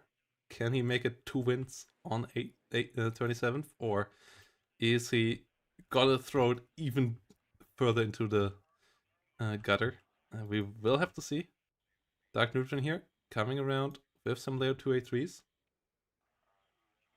Meanwhile, up north, Vulture Makers moving around. Mjblair coming up as well. And BO105 moving in here for some flying as well. And yeah, Leo 23 Pioneers all in good shape here. Moving up, Hawk for the middle. Vulture Mega Aufklärers, cheap for deploy investment. Beating the enemy to it, as there is no forward deploy for 27th. They only get the recon deploy. They get decent recon units here. Spetsrazvedka with GSR goes pretty hard. Modrazvedka with the MP2 obviously pretty capable as well. But they can't quite go in there. Vulture Mega Aufklärer moving around as well. And yeah, this can maybe stop the deployment here a bit. He will have a push towards Oscar here with a couple of units from Lathans at least, trying to get in there, getting a bit of a foothold. But the bigger force is going north, especially with the TADBV coming around. One Hind immediately going out there as well. That's a nice one because there is no forward deploy AA with the Vulture Makers and 2nd Pentagon here. So if you want to shoot down helicopters, you have to use something like this F-16, this Belgian one that only has AIM-9Ps, so doesn't quite shoot down the Hinds reliably. And the Hind actually has an AA missile, so it could be helpful there in return as well. It does land here, and at least does survive. Tor coming along. Get a hit. Next missile coming in. Does fail to track to the end, but the other one, oh, nearly gets the kill there. BO105s get shut down. AA helicopter still around, still alive, but needs to be repaired. F-16, same thing, has to be repaired in hangar and will be out for a while. So yeah, both sides getting into their respective towns. Pretty slow early game here, no super explosive start. Well, BTR-80 and BMP-2 getting involved. 35 points here for the 40mm, 10 hit points and some smoke rounds. Together with 2 frontal armor. Solid, fast little transport. Spetsrazvedka getting involved against all the Pioneers. Has to be careful. Those Pioneers could stun it down immediately. So Paris want to help out here in the town fight. Leo 2 is unmatched here right now. BMP-2 can't really fight it. TADBV is coming up though. And those are on pretty equal footing. Oh, BMP-2 getting shut down this early though. That's quite rough. There was an Odleni Podechki in here, yeah, with the RPG-29. That could be quite dangerous for Leo 2A3. Can even one-tap it from the side, but it wasn't in range, didn't move into this spot, so not able to get a shot out there. Pioneers and Leo 2s holding the front nicely. Leo having 1 less frontal armor, TADBV having 1 less pen. And accuracy-wise, they're pretty equal when they are at full cohesion. Though Leo 2A3 currently somewhat lower, as it got shot at by some RPGs, but Pioneers doing the job here. BTR trying to help out these guys, stunning down the Pioneers at least, and maybe a couple of them escaping, but not really getting involved. BMP-2 leader rotating around, TADBV and more BMP-2s coming up. The other TADBV also rotating in from the north, coming down the main road. But on the other side, second Leo 2A3 on the way as well. Leo 1A5, which got a bit cheaper, coming in north. Is a pretty decent tank nowadays as well. Pretty cost efficient there. SU-17 gets smoked away. Ihawk does miss. SU-17 forced to fall back. In-game identical with the SU-22, which it is pretty identical to in real life as well. But then it's basically a stats clone in WARNO. Whilst we have only 2 infantry units making it out alive out of the 5 that tried to escape, so pretty big loss there for Lathans. And a nice W for Darkneutron. No artillery on the battlefield yet. MI-24 tries to rotate around. Gepard on the way. That's a great anti-helicopter unit. Good long-range guns. Big aim time. Solid damage.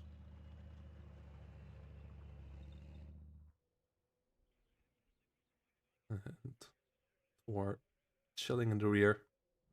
Mjblair slowly moving over the field. Try to get closer towards the enemy. Get some line of sight there. MP2 getting involved. Oh, good push here with the Leo 2s through the city. That could be really dangerous for BMP2. Nice smoke off there after spotting the Leo 2 A3s. Immediately getting out of the way. BMP2 AG over here is in danger as well though. Gets shot at, gets blown up. That's another annoying loss here for Lathans. At least keeping the CV alive though. KDBV's not in range to retaliate. No artillery still. SU-17 coming in again. That's the best tool to use against the Leo 2 A3s. If it hits, it immediately one-steps them, no matter from which direction it hits. If it's 30 damage, it even kills them one shot from the front. But does miss there once more. Is pushed back. And the Ihawks and the Gepards now will try to hack those Leos a bit more, so it can find some kills. Good movement here with the Fallschirmjäger Aufklärers. They can now find the enemy recon and also are nice to maybe ambush some units on the road with the Panzerfaust 3 with 21 damage. That one can hit enemy vehicles pretty hard as well. BMP3s now coming in. Those are the masters of the open field. They have a fantastic long-range ATGM and a good long-range fire support gun as well. 2,800 meters, fast flying. So yeah, coming in to help out, dealing damage against the Fallschirmjägers in the town. It's on the other side. MR-10 artillery enters the battlefield. Both guns out immediately, and keeping up with them in damage over time on this map is not easy. There are a good couple of artillery pieces like the Nonnas on the other side as well that could try to at least do some nice damage back as well and keep the balance of the artillery game somewhat equal. But so far, none of them on the battlefield. Oh, as I said, that Nonna does actually enter the action here. There we go. Nonna coming around. More 10. Will try to hit Thor. And Thor isn't moving. First 2 shots coming in. Thor still hasn't moved. And both first 2 hits landing really well. So Thor is going down here in the fireball. And Martens find their first victim. Nonna from the other side. Coming in here. Quick aiming, 120mm gun. Thanks to the Mjblair guy here helping out.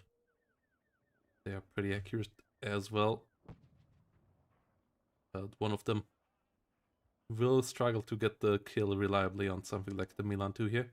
And quick reaction from Darkneutron keeps this unit alive as well. Fallschirmjäger Aufklärer is in the open field here. Nice one as well. Giving them some extra line of sight here. Well, M110s slowly push up. So yeah. Uats getting a bit close there, but not into the range of the Panzerfaust. That's good. Mjblair 2 goes pretty low as well. But gets the hit there nonetheless. Mjblair getting around. Mjblair 2 does survive. Get out just in time. As the TDBV gets the Fallschirmjäger on the open field. Martyrs and Leo 2s rotating around. Ultramega Alpha Clever under artillery fire now. Will go down there immediately. And 110. Aiming against Estrella. Next A is the target here. Next UATs goes down. As the BMP3s using their long range fire support guns here to annoy the Ultramegas. Estrella trying to move out of there. Ooh, might be able to survive just barely with 1 hit point. Seems good. Yeah, Estrella is lucky there. It's the upgraded Estrella M3 with better air-to-air missile range. So these are pretty powerful, so you really don't want to lose them. Pretty expensive as well, 135 points. That's the Nonna is starting to do some damage back here. And the infantry push here in the south starts to do something as well. Second Nonna could be helpful. Any Podechki set up in the north to stop any moving vehicles that just try to capture the rear zone. TDBVs coming up here again. BMP2 versus Panzer Infantry. Starting to set up. Nonna coming in with some smoke play, but the Leo 2A3s, the Milan 2 there in the town, those are a problem. KDBVs not really engaging into the tank fights just yet, and the BMP3s have to be careful to not get too close to the Layer 2A3 here, because otherwise they could get shut down quite quickly. Motostrelkis, one of them going down on transport. The gas not making it out alive either. The Milan 2 in the building is an issue. Another Nonna would be helpful to actually be able to kill that off. Whilst, ooh, BMP3 is immediately under fire once they got stationary. And more 10s immediately aimed up. Not firing. They could, I believe. But maybe want to wait for the fight. Tornado AT here. Does miss. Estrella only in the south. Tor from the north. Does at least get some decent amount of stress. Estrella not around here to find anything. Tor not able to get another one out. And the Tretka BMP goes down. Tornado still around here. Saperis not able to make it into the town. And the Leo 2A3 is being used really well as constantly mobile fire support. Using their speed advantage there nicely. SU tried to come around, but gets actually hit by the AM9L of the Tornado on the way in. So not able to get onto the Leo 2s either. And Strela didn't get a missile there out onto the target either. And is pretty stressed out still, so wouldn't maybe even be able to get the kill there. And ooh, more 10 already aimed on top of it. These units could be hit potentially as well. Igla moving forward, another Strela 10 M3 coming up. And there come some more artillery pieces. 152mm Giacint getting out onto the battlefield. The selling is turned off so that these can load back in afterwards. And they set up the artillery fire towards Leo 2A3s actually. But from this range, I'm not so optimistic that they're immediately gonna get a kill there. Both sides still trading shots over here, but Leo 2A3s just really chewing through their ammo. They have been resupplied, but they did a really good job killing off the Strela now. Artillery coming in for the other one. This one hasn't moved yet, gets stunned down, now starts moving. Might get hit by another couple of shots, although they didn't land on target, and the Leo 2A3 is a fast tank, so the other ones won't hit. M110 on the other side comes in with good shots, gets one BTR. And yeah, how do you deal with these Leo 2A3s? It's so tough here. Really job well done so far by Darkneutron, keeping them around, keeping them alive, and keeping them dangerous. The Su-17's kind of the only way so far, and if you get another Eyehawk up here, this third one maybe for the south, then this would be pushed back most likely every single time as well. Conqueror's M coming up. Artillery aiming once more for the Leo, but this time without the accurate shot. And while it's the Nonna rotated around a bit, is out of ammo right now. Ammo trucks needed. And the Leos, they just keep on finding angles. And it's a 150 point lead here for our player in blue. So yeah, 2 more Igla teams go down. It's not big kills, but it is kills. Meanwhile, Leo 2A3 here. Ooh. How are the shuttles landing? Nope. Leo 2A3 will be able to make it out of there. And yeah, Motostrelkis and TADBV there holding the line. Jilson moving in. TADBV coming up there as well. My24V rocket getting onto the battlefield. BMP3 goes down. Oh no, the artillery fire guns down the TADBV. Good hits against the Leo, but the Leos can just leave, and the TADBV might not be able to. Goes down. Another nice kill here, and the M110s really start to do their job, and this is the combined arms 5-2nd Panzer Grenadier. So dangerous. It can get a slight advantage in the early game with its slight forward deployment and so on, and then just has all the tools it needs to play on from there. Heavy artillery, nice solid air tap, heavy tanks in lower numbers, but good enough, flexible enough. Oh no, Milan 2 finds a side shot against the TADBV over here. Oh, this is running away a bit right now from Lathans. Lathans at least gets the Milan 2 and the Fallschirmjäger. And maybe he has to just go for the recon and the infantry here. Maybe stop killing the Leo 2 and start killing the stuff around it. But has to catch up a bit here now. I mean, still has full control over the town on the north. Still has a solid push here. Still 24 minutes remaining. Like, this is by no means lost. The TADBVs with the extra range on the missiles and so on are powerful. You get a lot of powerful IFVs as well. Get good artillery, get decent air tap. So this is all doable. But maybe also just have to rotate around north or so. So yeah, artillery needs to play a big role here for both sides.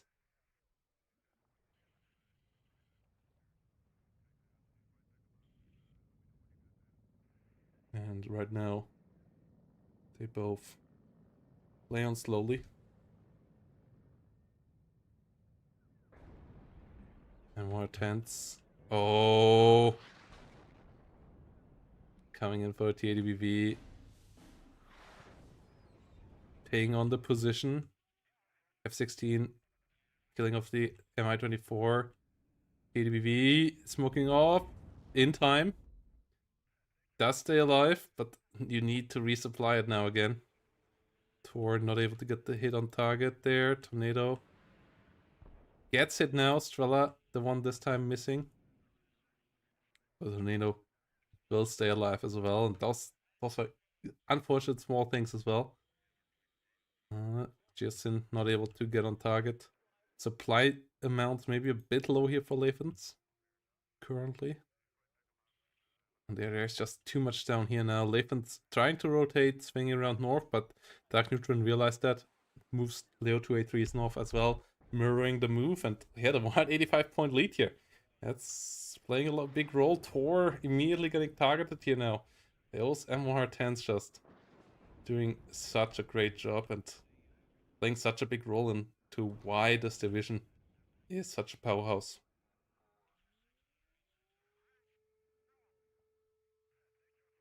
With the change altitude is helpful for getting out of line of sight and then getting back up. It landing and starting takes a bit longer because the engine has to restart for the helicopter, which the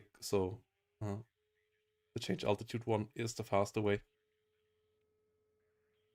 to dodge enemy fighters or so that they lose line of sight.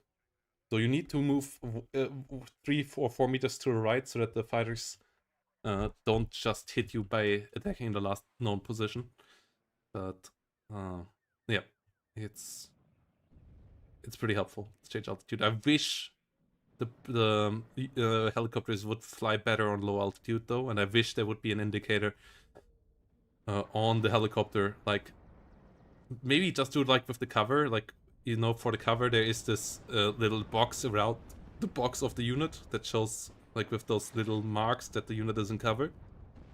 Like there's here right now the red box, or the box here next to the Leos, or around the Leo now on top, like something like that for lower or high altitude for helicopters would be really helpful as well.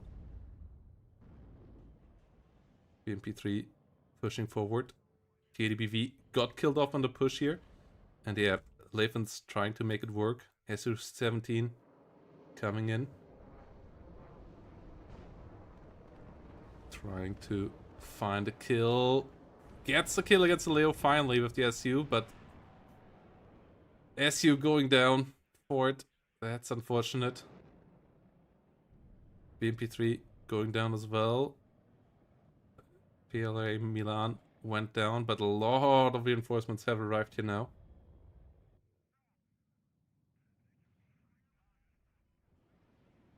Yeah, this box here means that it is in cover.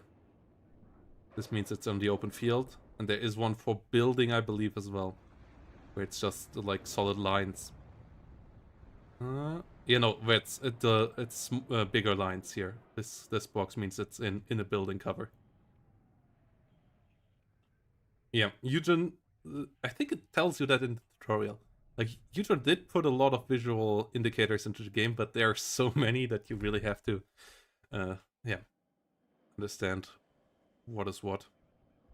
And yeah, there are new things that you learn about the game even after a long time. This guy gets shut down.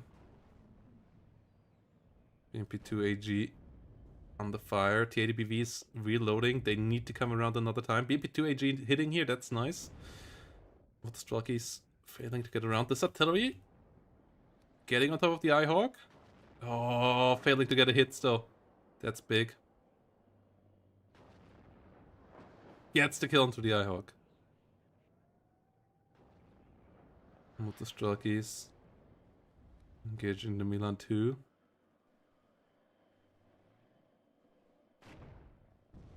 Milan 2 under fire. Still has 3 missiles, so getting the kill there would be big. Motostraki getting stunned down quite heavily. At least forcing it back. Okay, Lathans rotating around. Don't think he should rotate south again. I think he needs to push through here now. Televi is doing a good job. Needs to start firing soon again. More 10s.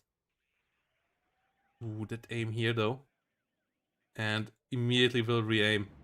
I'm not quite sure what Lathans is doing. Oh. Yeah, the CV getting these M110s up to 2 vets so that they only have 22-second aim time is pretty big. And also cheaper, closer reload time. And I think they will just let loose now. Yeah. And Lathans will have to realize where it lands. Okay. Moves the right direction. Strela might not make it out alive. That would be an acceptable loss. Leaving the Strela seemingly able to escape. Yeah, no kill around this time. Motostraki goes down.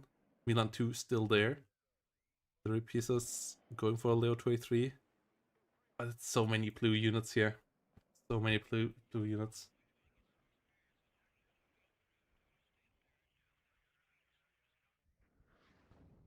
They're already coming up. BMP2AG not able to kill the Martyr here.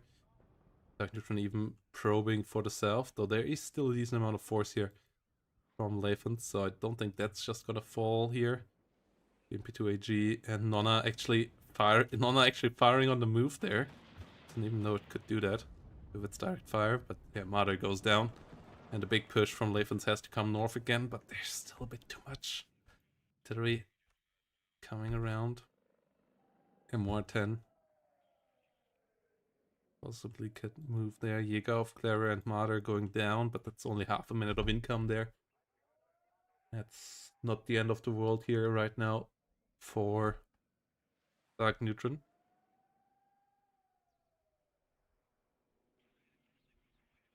Like 1% of his force. It gets throughout the game going down.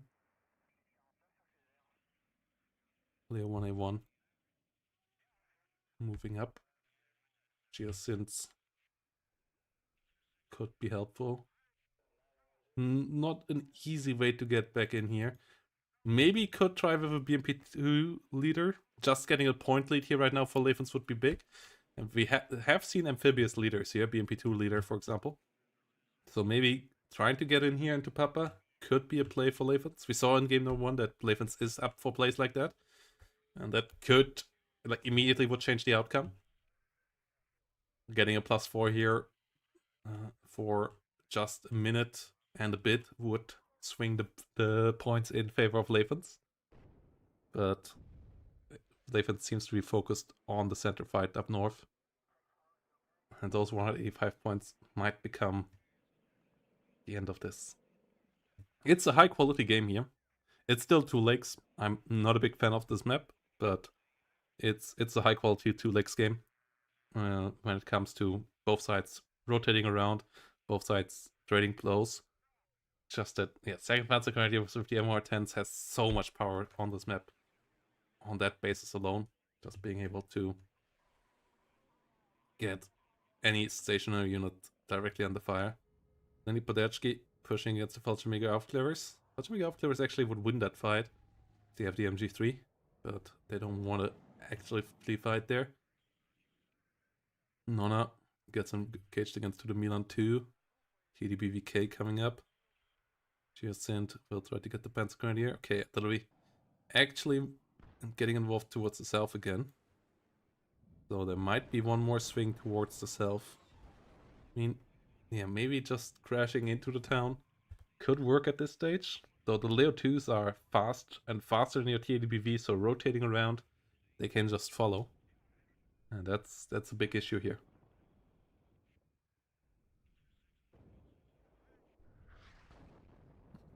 Well, perfect to blow out your own units up as well. Just since moving in here. Panzer Grenadier moving around. I'm pretty happy that we don't have those kind of over the top, out of frame units in WARNO. Just in moving around, that it is a bit more authentic and down to earth and not just random funny Hollywood style bullshit like Broken Arrow mixed with prototypes over prototypes. TDBV moving up north. 4 of them ready for the charge, but there are a lot of Leo 1A1s in the forest that can position them away. There are Jaguar 2s that have good ATGMs, and there are still enough Leo 2A3s around as well. That could help out there. Milan 2s on the way. Yeah, I feel like a push with a BMP2 over the water could have been a nice one. Still could work out right now, but not attempted. Fallschirmjäger Aufklärer rotating around. And yeah, can we see here push through to the north? Not so far. Lathans for sure has some eyes on some units in the middle, but obviously yeah, they don't see as much as we do. But they have some Matryoshka, some BRM, some Matryoshka around, so they for sure have some knowledge here. Geosynth going for the for helping out here in these fights. These are 0 vet, by the way, so they have 26-second in time. Pioneers under fire. One up here, likely gonna take some damage here. One over here actually getting out scot-free, and oh my goodness, are these artillery shots landing badly for Lathans. Only now getting a bit of damage out there. One more shot coming in. That one was a good one, but not quite good enough. And Leo 2A3s here. All 3 coming up, killing off the Rajvetka. Lathans rotating one more time. 11 minutes remaining. Needs to crash in there.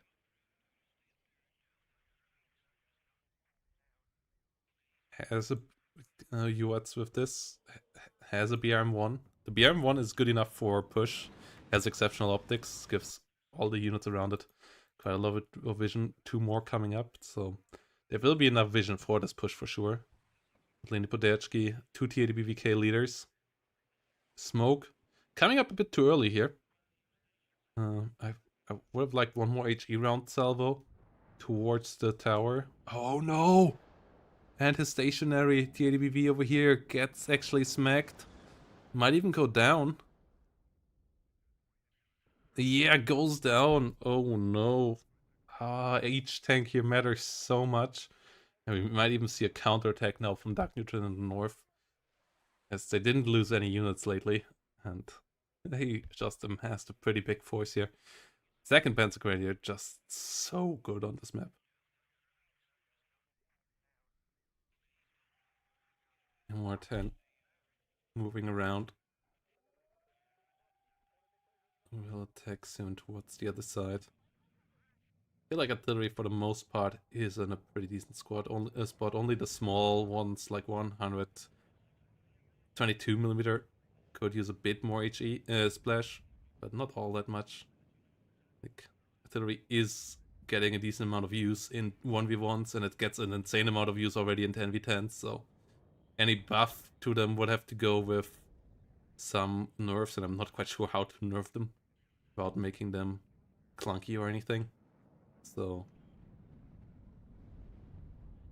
we will see what Eugen has coming up with their play for artillery. Like they obviously plan some more AoE and stuff, it seems like, from what they said, but it's gonna be tough to make it work nicely.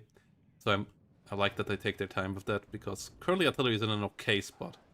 Like people complain about it, but that's because most other systems in WARNO work pretty fine right now, and artillery is maybe a bit one of the weaker spots right now, but not by a big margin. Like there is a use spot even for the small artillery because of the faster aim time when you get them up-vetted and so on. So, and you can use them for sniping smaller squads. And yet this big push here now has to work. Oh, Tornado AT is coming in though, and there's not a lot of AA. Mjblair coming around. MiG-29 only has short-range R60s, goes too deep here.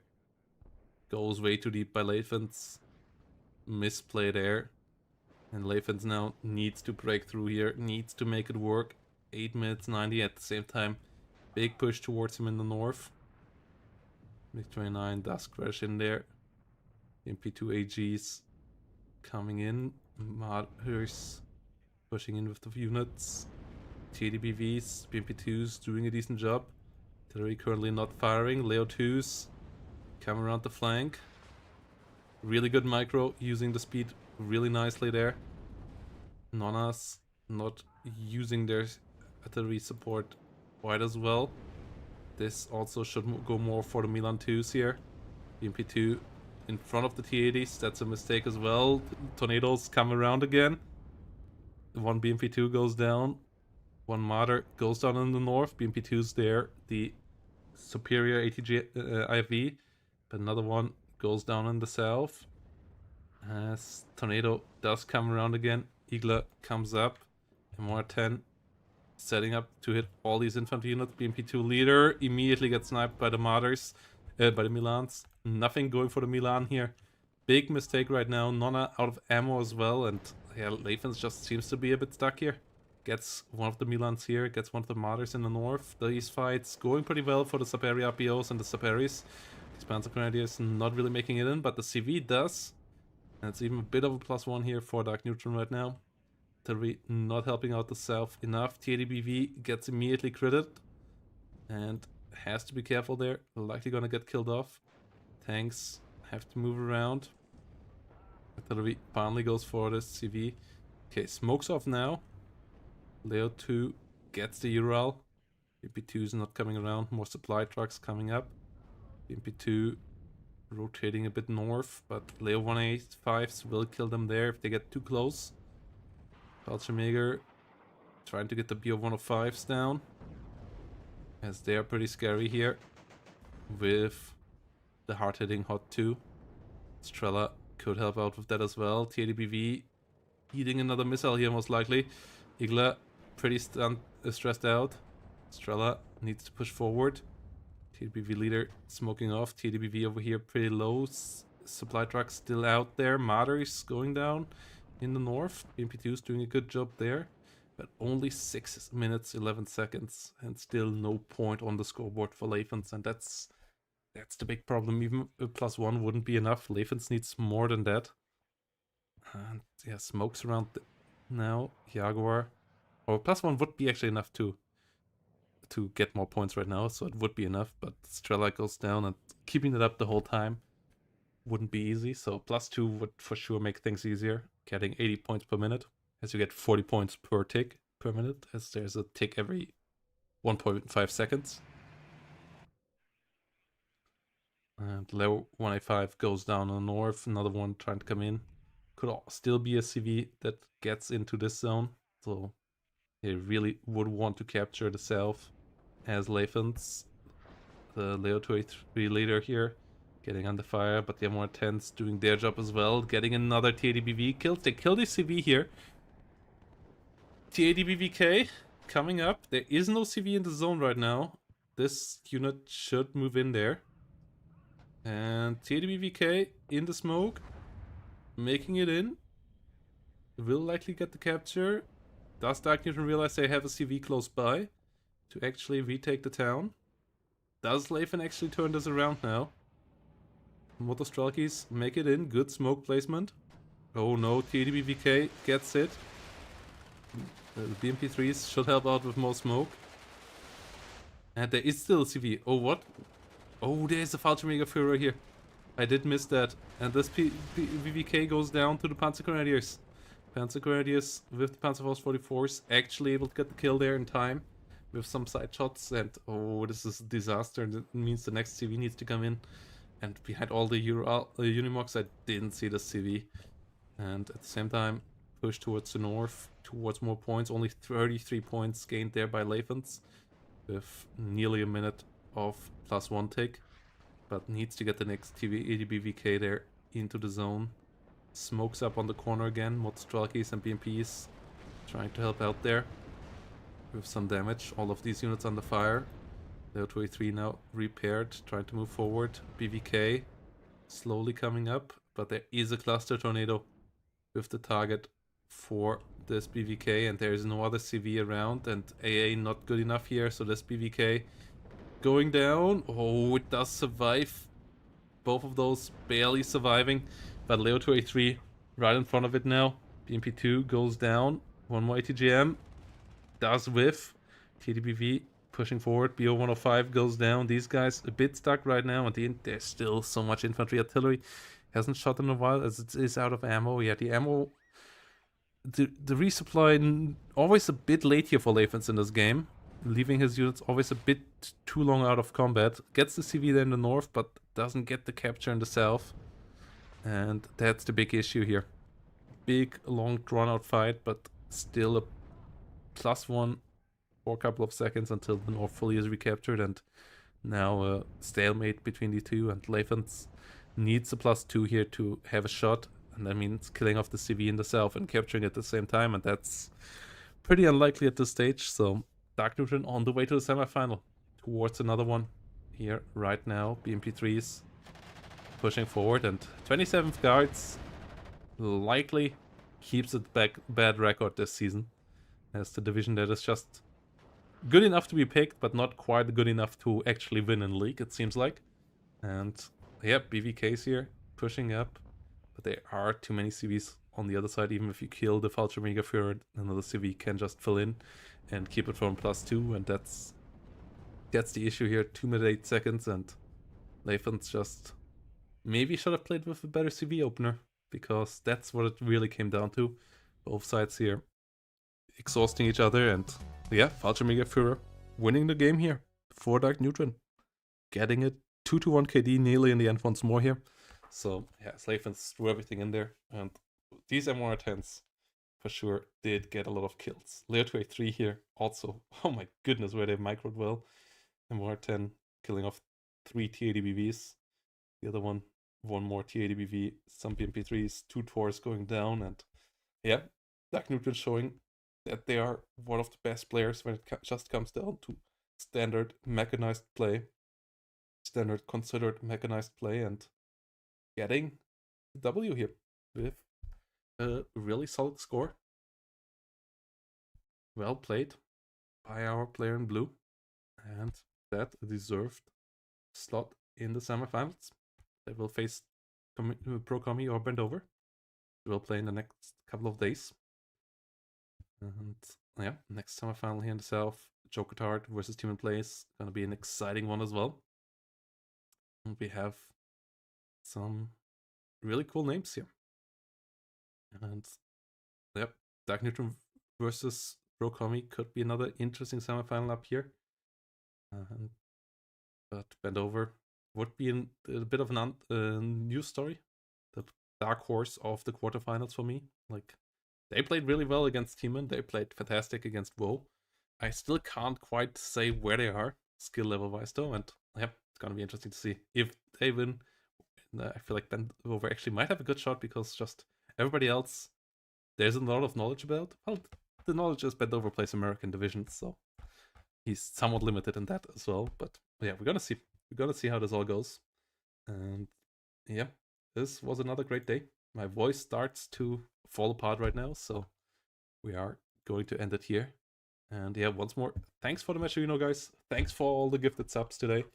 And yeah, if you want to help out the channel, help with a like, with on YouTube, follow the channel. It just give some support to the algorithm, and as I said, click the claim code button on Mjblair here to add some free money to the prize pool. And yeah, let's end it here. Let's see who we can raid. There are a good couple of people out there playing different kind of games. Ooh, Ground Aces. What is Ground Aces? That looks like an interesting little game. So let's send you over to Captain Adonis, who is just a lovely bloke, lovely American little bloke. Played some WARNO on the past as well. That seems like a interesting little logistics game? World War II logistics game? I'm not sure. We will see.